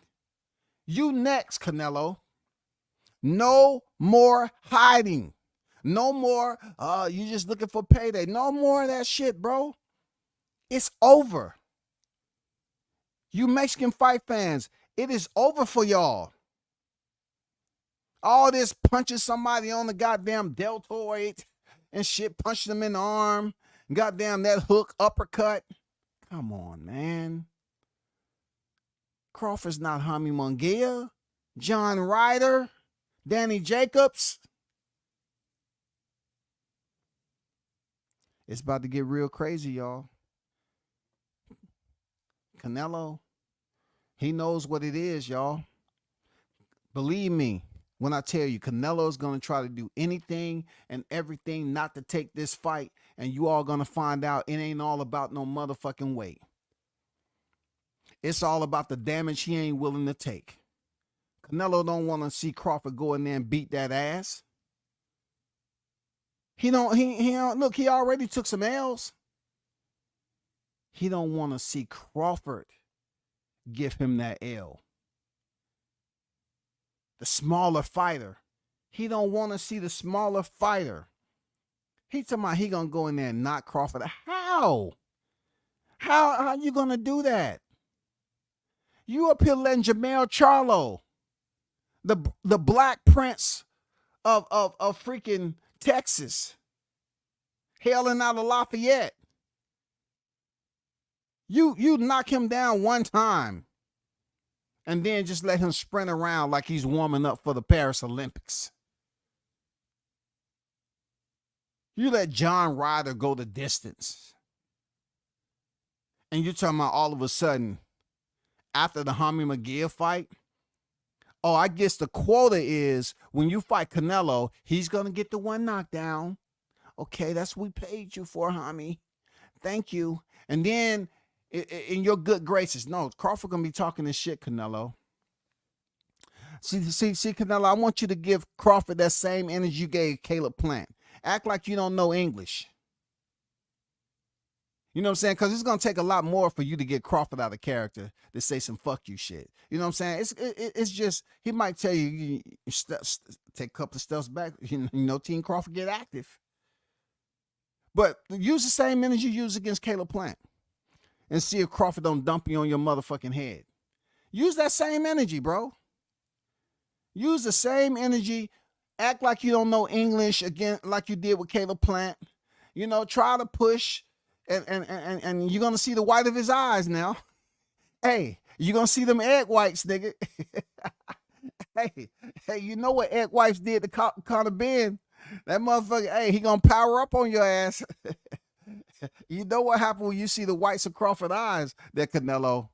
I'm telling you, y'all, Canelo don't want this fight, man.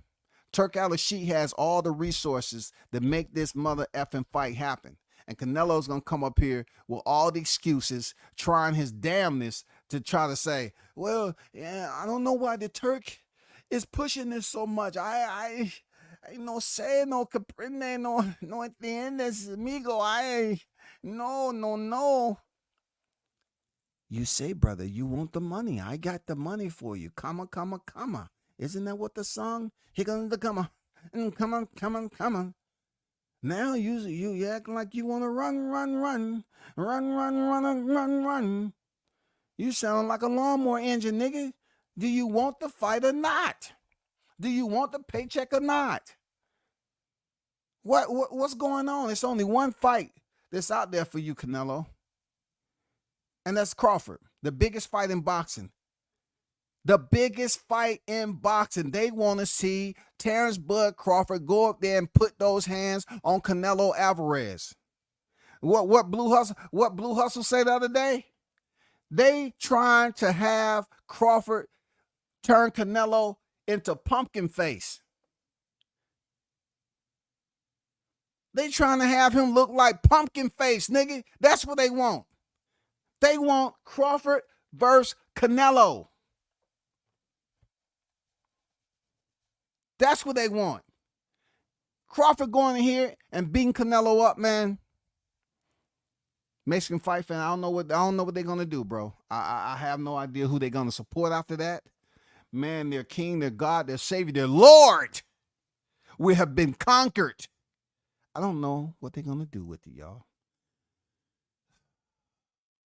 I love it though. I love it, Father God. I thank you once again in your holy name that you are presenting us with a fight for the ages.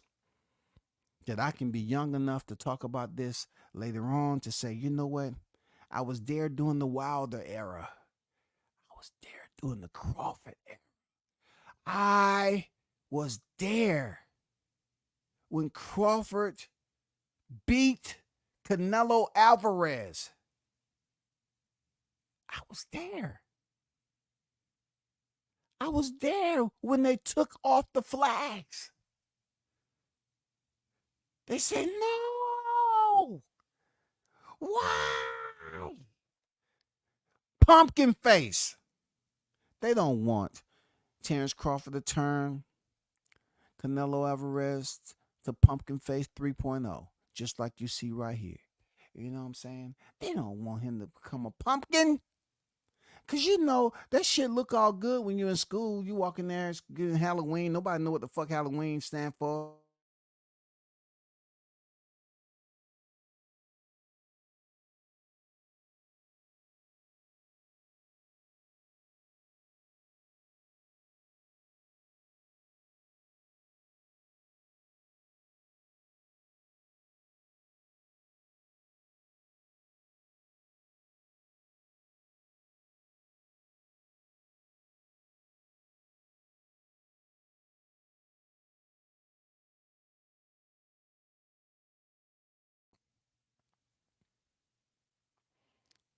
See, the one thing we know about Crawford, he ain't going to wither away on the later rounds. Canelo's going to have to go in there. Crawford ain't going to allow him to take time off and get them knees adjusted and goddamn try to have Eddie Reynoso spray some WD-40 on them motherfuckers during the fight. No. Canelo don't want this fight, y'all. He has a financier, a royalty that has the commas to make this fight happen. You ain't getting no 100 million. It's going to be lucrative for both fighters. But Canelo don't want to take this fight with Crawford. The money is there now, and he going to come up with some other shit. Watch what I tell you. I'll be surprised if Canelo signs on the dotted line after Crawford goes in here and disperse of Ismail Madrimov and becomes a unified champion. And then people start talking about everything else that goes along with the next fight. What is Canelo going to come up with when he don't have control of those numbers, those commas? No, Big Turk is the one that's in control, Canelo. That's 62-2-2. It don't matter. It don't matter. You're dealing with the best opponent that you've ever faced in your career. That's who you're dealing with. You're dealing with someone who's accomplished feats that you haven't been able to accomplish, Canelo. Finally, you unified and became undisputed at super middleweight. Kudos to you. But now the very same name that you say that you don't get nothing from it, you're going to have to make a decision. Whether it's going to be honorable or dishonorable, you're going to have to make a decision. With the flag you represent, your country, everything, you're going to have to make a decision, Canelo, whether you want to go in there at this stage of your career and fight Terrence Crawford. Because you know it's going to be a tough fight. You know it. You ain't going to be able to do that same shit. You got the mad scientists over there. Eddie Reynoso respects it. He knows it's going to be a tough fight. He knows he's not going to be over there coaching against somebody that's not. No, he got the mad scientists and Bomac over there. It's going to be extremely tough, bro. I'm not saying it ain't going to be tough for Crawford. I'm just looking at his mentality, his motivation to even want to take this fight.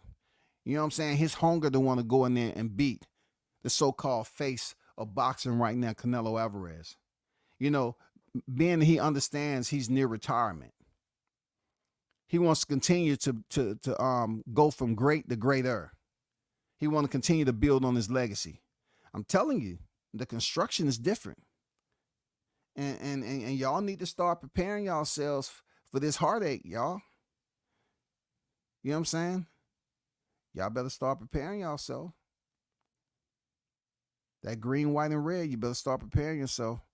Look, what I like on a positive note about this fight is it's going to really bring out the Mexican fight fans and the black fight fans and everybody else. It really is. Those who black fight fans that didn't support Terrence Crawford, they're gonna get behind them. He's gonna get behind them just because the Mexican fight fans are gonna do it. They'll tell you to your face, hey man, who you betting for there? Oh, what? Canelo. You're funny, man. You're funny, amigo. I think you're puto for asking me that. You know I'm going for Canelo. Saúl Canelo Alvarez, puto. I'm just saying, man. I just asked, man. I didn't know who you was going for. You might have been a Crawford fan. Man, come on, puto. Maybe a different opponent. I'm going for Crawford, puto. He's fighting Saúl Canelo Alvarez. I go for me. I go for my people. You go for your people. I go for my people, puto.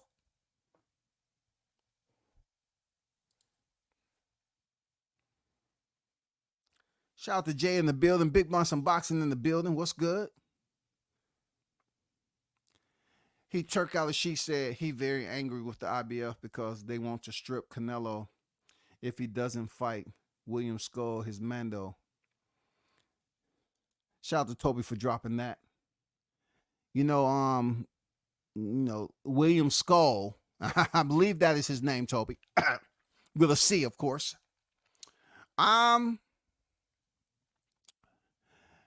Yes, we have had conversation on a panel.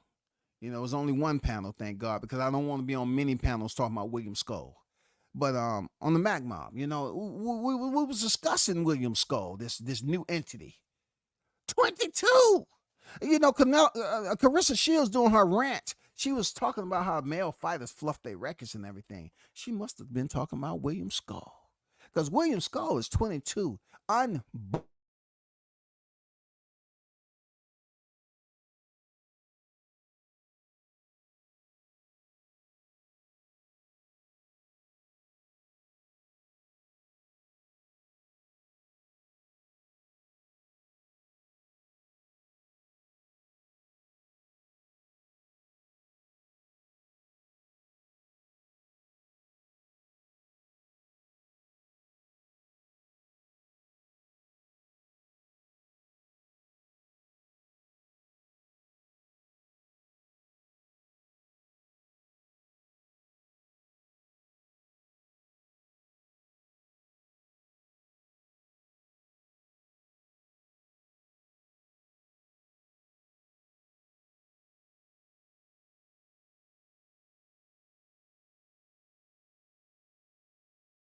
his itinerary has him lined up to face Canelo potentially in the future, right? So if the IBF is pushing for Canelo to fight William Skull, that shouldn't be such a tough fight. But no one wants to see that fight. No one wants to see a William Skull with the C. No, we don't want to see that. We don't want to see that, period. We don't want to see that. Shout out to my guy Jamal Neasy in the building. What's good with it, Neasy? Crawford is the effing boogeyman. Yes. And all I'm trying to do, Neasy, is warn them. I'm trying to warn them of his targeted presidents in Canelo Alvarez. You know what I'm saying? They're going to be trying to put anything and everything, making phone calls. Look, the IBF already trying to put William Skull up there, and it won't be Crawford if he fight Canelo. Look, yeah, Crawford trying to become 3-time undisputed. Cool. But I think, he can do that at 154 easily. But just getting Canelo on his resume as a win is enough, in my opinion. It'll be cool if it was for the undisputed titles.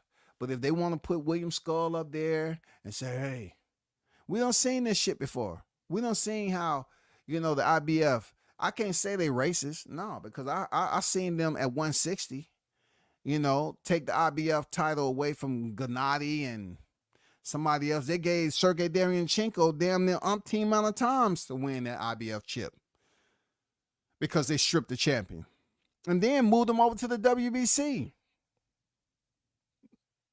But the IBF has been known to do that. They would have stripped Teofimo Lopez if he wouldn't have fought George Kambosos. And everybody was up here, all the Haney fans was talking about, you need to fight Haney.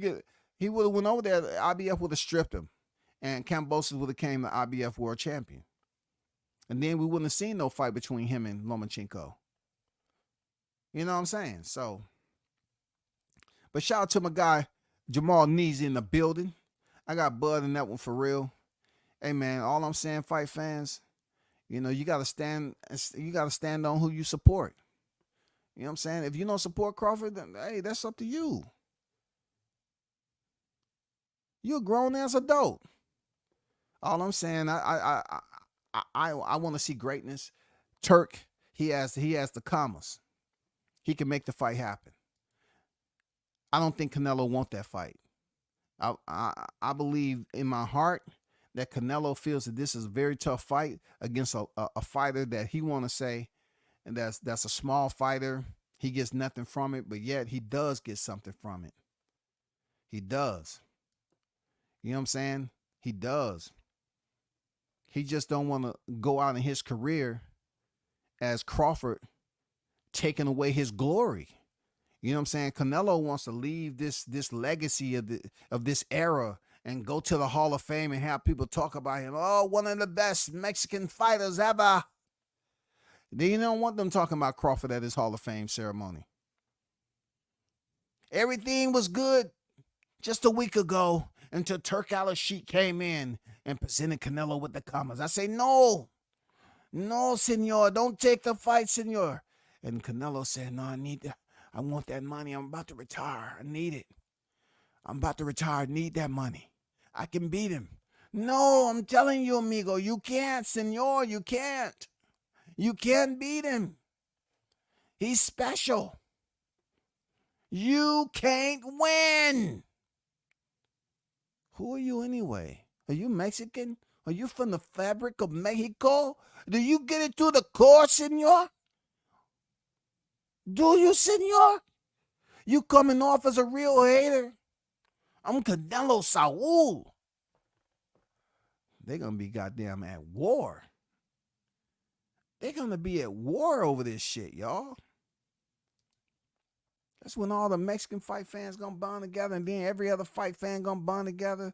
But this is going to be, if this fight is made, man, I don't think it's going to get made, though, without a whole lot of freaking Kleenex and shit like that, and toilet rolls being used up, because Canelo going to be in there crying about every fucking thing. I want a 2-pound. I want him to come in. It must be a weight. a weight stipulation. He cannot weigh any more than 156.8. My brother, you're fighting at 168. Why, brother? Why you want him to come in 156? Why? What is wrong with you? I pay you for good fight. You don't want good fight. You want advantage in fight. I think you scared, brother. Talk to him, Turk. Talk to him, Turk. Let him know, Turk, he's scared. You know what I'm saying? We don't want to see a William Skull with a K. Hey, man. It's William Skull with a C. You know that nigga fucked up. This dude is trying to come in there. I get to fight Canelo. Oh, shit. Woo. Hey. Look, y'all. That fight is going to be like attending Cody Crowley and Ryan Ennis' press conference.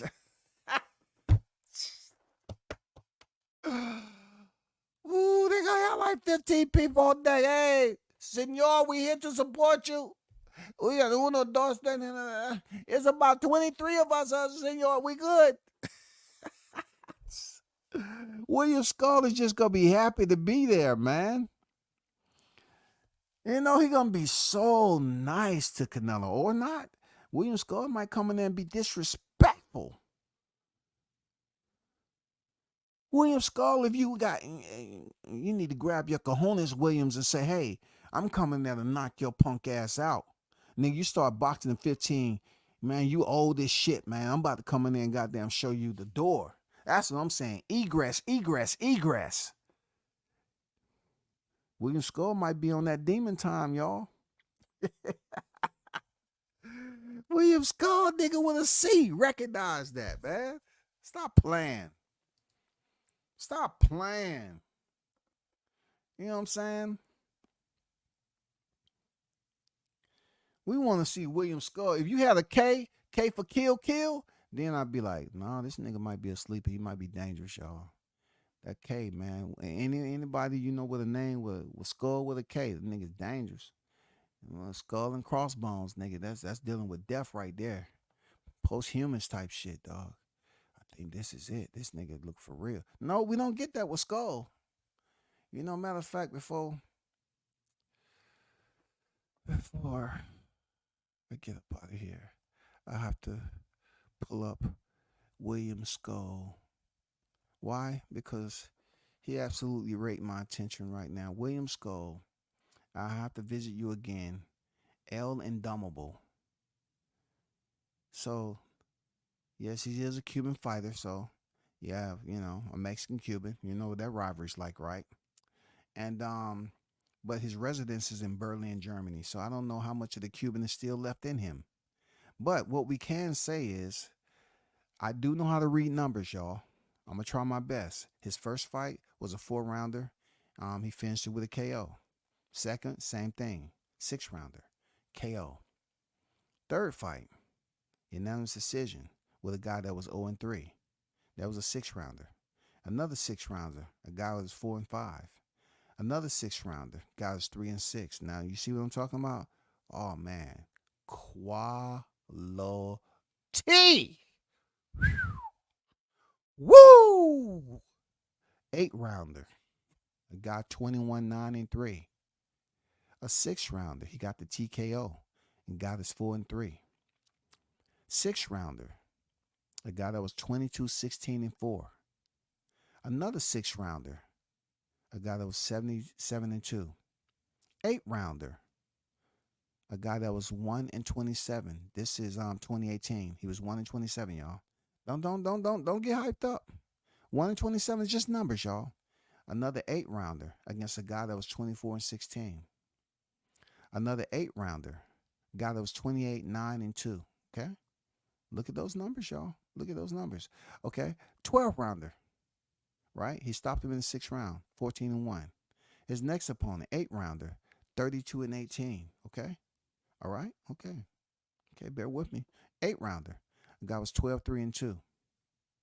Another 12-rounder, 8-3-2. Okay. 12 rounder. Finished the guy in the second round, 19-3-2. 10 rounder, stopped him in the second round, 16-1. Another 12 rounder, 15-0. Dun dun dun dun dun dun dun dun dun dun dun dun dun dun dun boom boom boom boom boom boom dun dun dun. I was just giving you a little bit of tunes for the 15-0 undefeated record. Moving on, 8 rounder, UD, 26 wins, opposite 25 losses and 3 draws, y'all. Moving on, stepping. And look, that fight, y'all, was November 2022. Yeah, you heard me. 26 victories, 25 defeats, and 3 draws. You heard me. Next, we had a 6-rounder, UD. 23 victories, opposite of 18 defeats, and 3 draws, y'all. And now, that fight was October 2023. Y'all still with me? Y'all still with me? Okay, we get into the finale. Okay, that was a 6-rounder that I just told you. He went the distance. May 2024, this year, current, active year, 8-rounder, 16-1. And this was in the T-Mobile Arena, Las Vegas. Peep this out. I have single question. How in the hell, let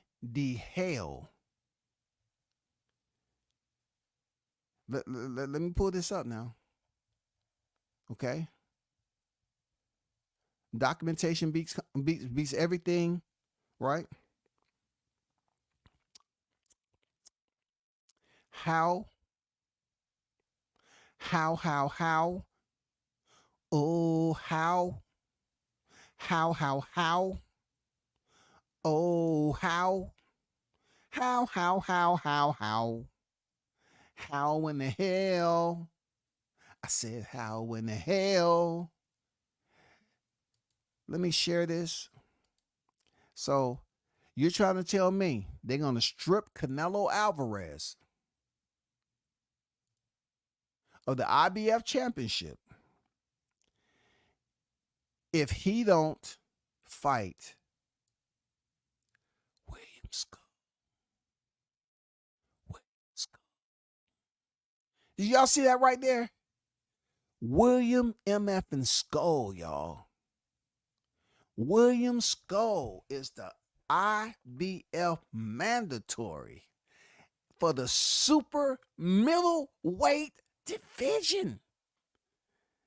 Current reign defending Saul Canelo Alvarez. William Skull. Look at those names. He's in front of Jaime McGill, Zach Parker, Pacheco, Belanga. You trying to tell me Skull can beat Billy? What about Shiskin? So let me do something right quick. Let me go over here. How in the hell, y'all, is William Skull up here? How? Christian and Billy. 26-0, 22 knockouts. He's from France. Y'all. This dude has 22 knockouts with 26 victories. But yet, he resides behind William Skull. He actually has a fight coming up this month against Mark Heffron, who is 30 victories in, opposite of 3 defeats and 1 draw, for the WBC Continental America's Super Title defense. Yes. How does William Skull? So I'm going to look at something else right quick too.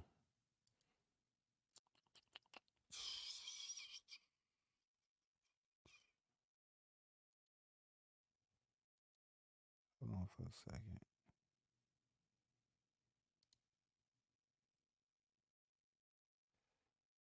How does that happen, y'all? Let me take this thumbnail down right quick, okay? Let me take this mother effing thumbnail down, right? How does William Skull, right?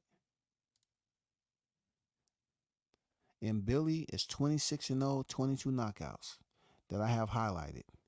How is M. Billy behind William Skull with a resume like that? He had an 8-rounder his last fight, and then a fight before that 6-rounder. He had one fight in the U.S. How does William Skull climb the ranking ladder in a division that's reigned by Saul Canelo Alvarez? How does that work, y'all? That's not fair at all. And you know, I really don't talk about fairness when it comes to boxing. But this just reminds me as to why I don't talk about fairness when it comes to boxing. Look at this. William Skull. This is absolute bullshit. This is absolutely bullshit, y'all. Let me see something right quick.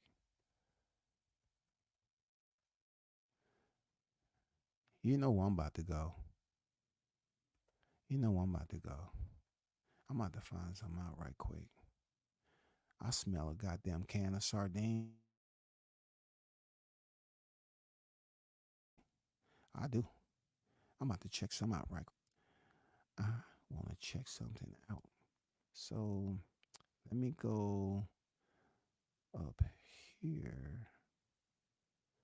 Let's go right there. Yeah. Let's go right there.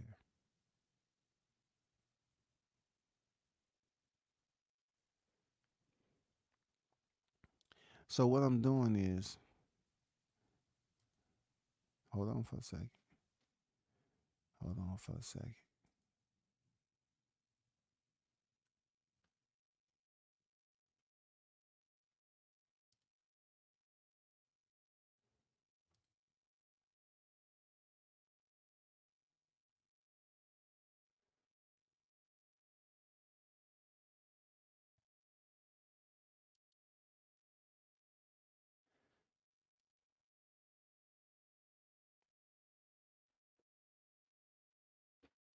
So I'm just going back to when he actually entered the rankings, y'all.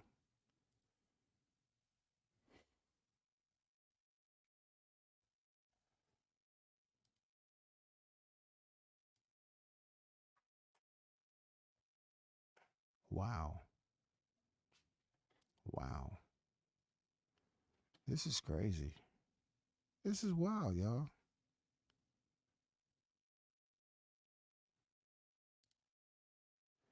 This is wild. Hmm.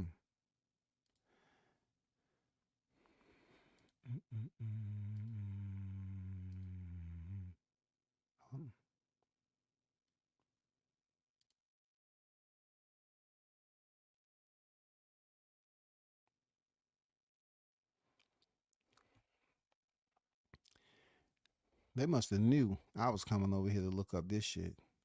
Because there's no way they're going to convince me that this dude has been in the rankings as long as he has. There's no way. It's no way. So finally. So you go all the way back to here. And let me go forward just a little bit over here. Let me see where he's ranked number 7. So I'm all the way at March 2022, and William Skull is ranked number 7. He's ranked number 7 in the IBF.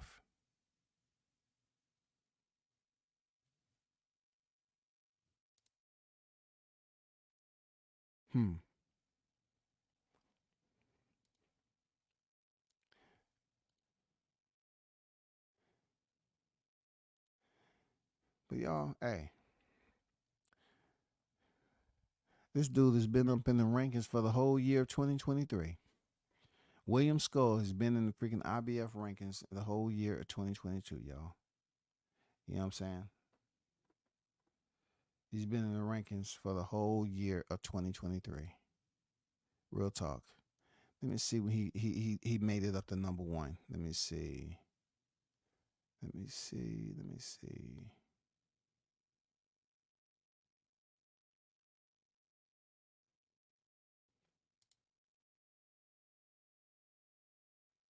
So William Skull made it up to number one, April 2023. If you go to March, let me see. Let me go to March 2023. I'll take that back. He was up there March 20. No. I'll take that. I'm in the wrong year. My bad, y'all. I'm in the wrong year.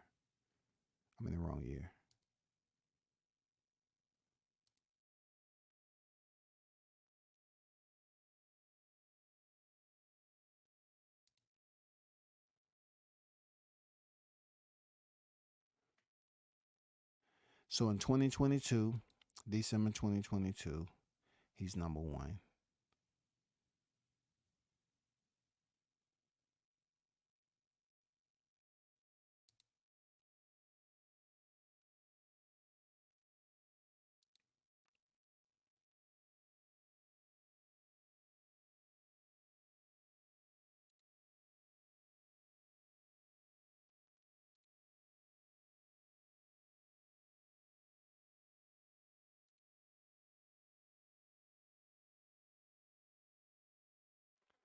So from that,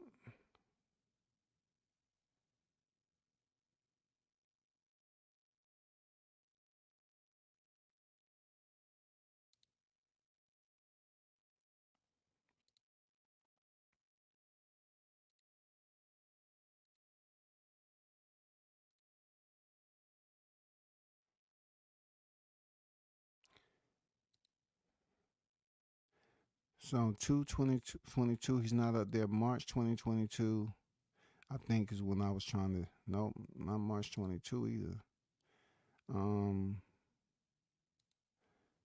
April. April 2022, he's not up there.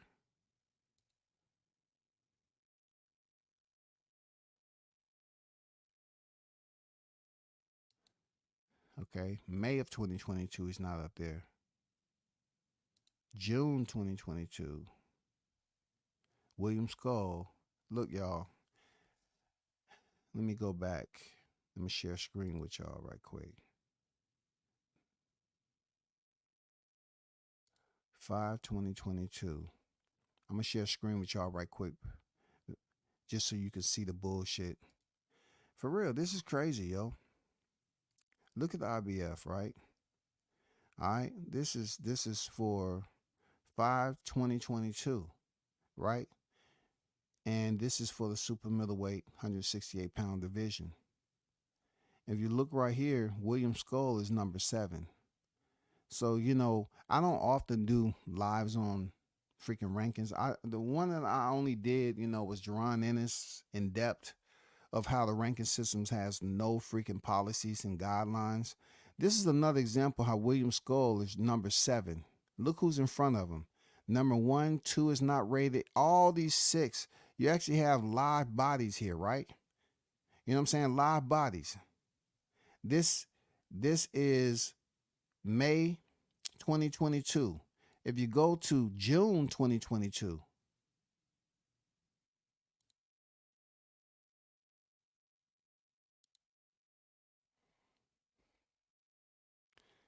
June 2022, y'all, William Skull is number 1. Now somebody tell me how in the dog ass with no tail and 3 legs did William Skull move from 7 in May of 2022 to June 2022. He moves up 6 slots to numero uno, y'all. Can somebody please explain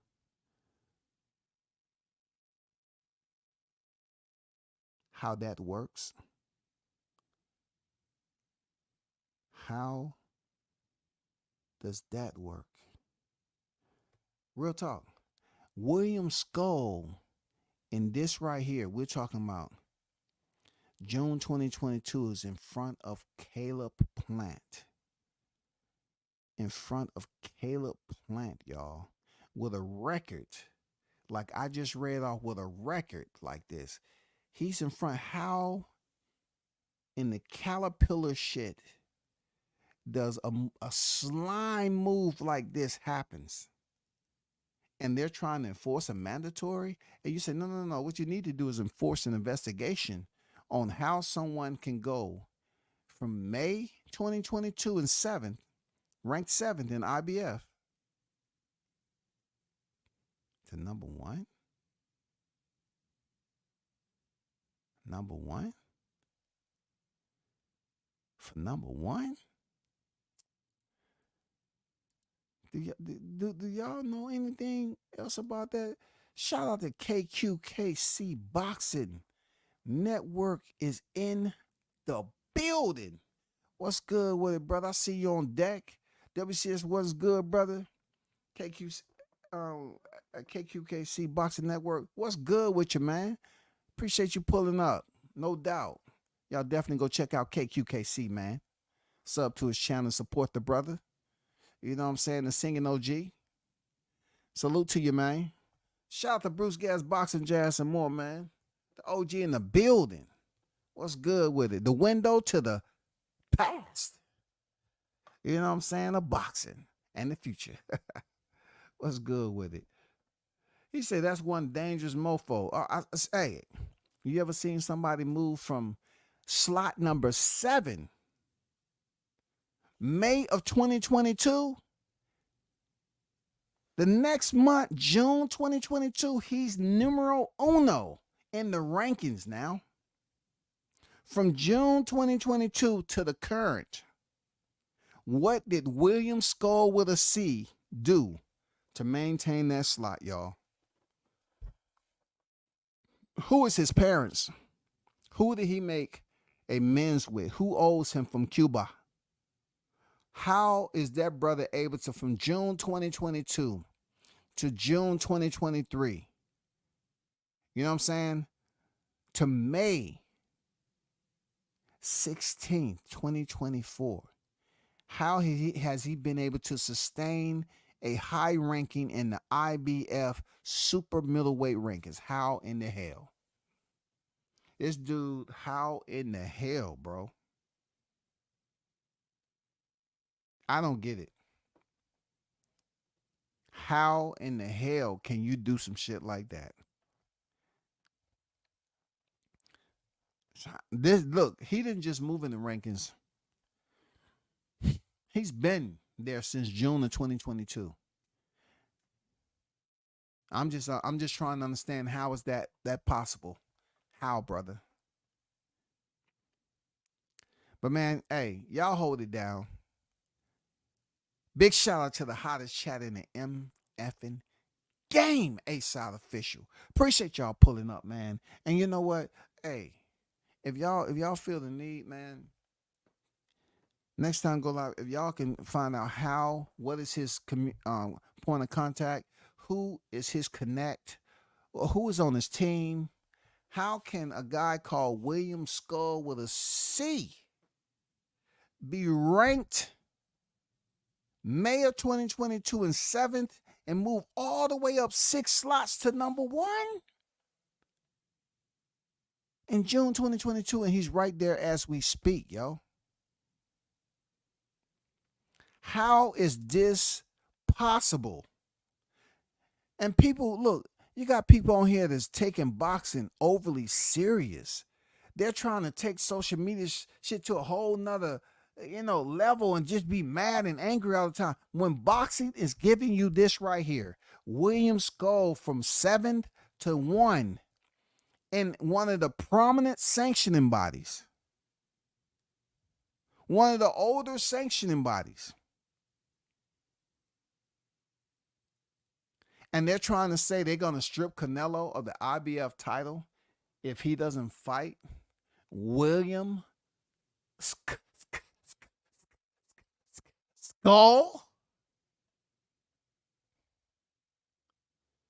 Man, y'all hold it down. I'm out. Peace.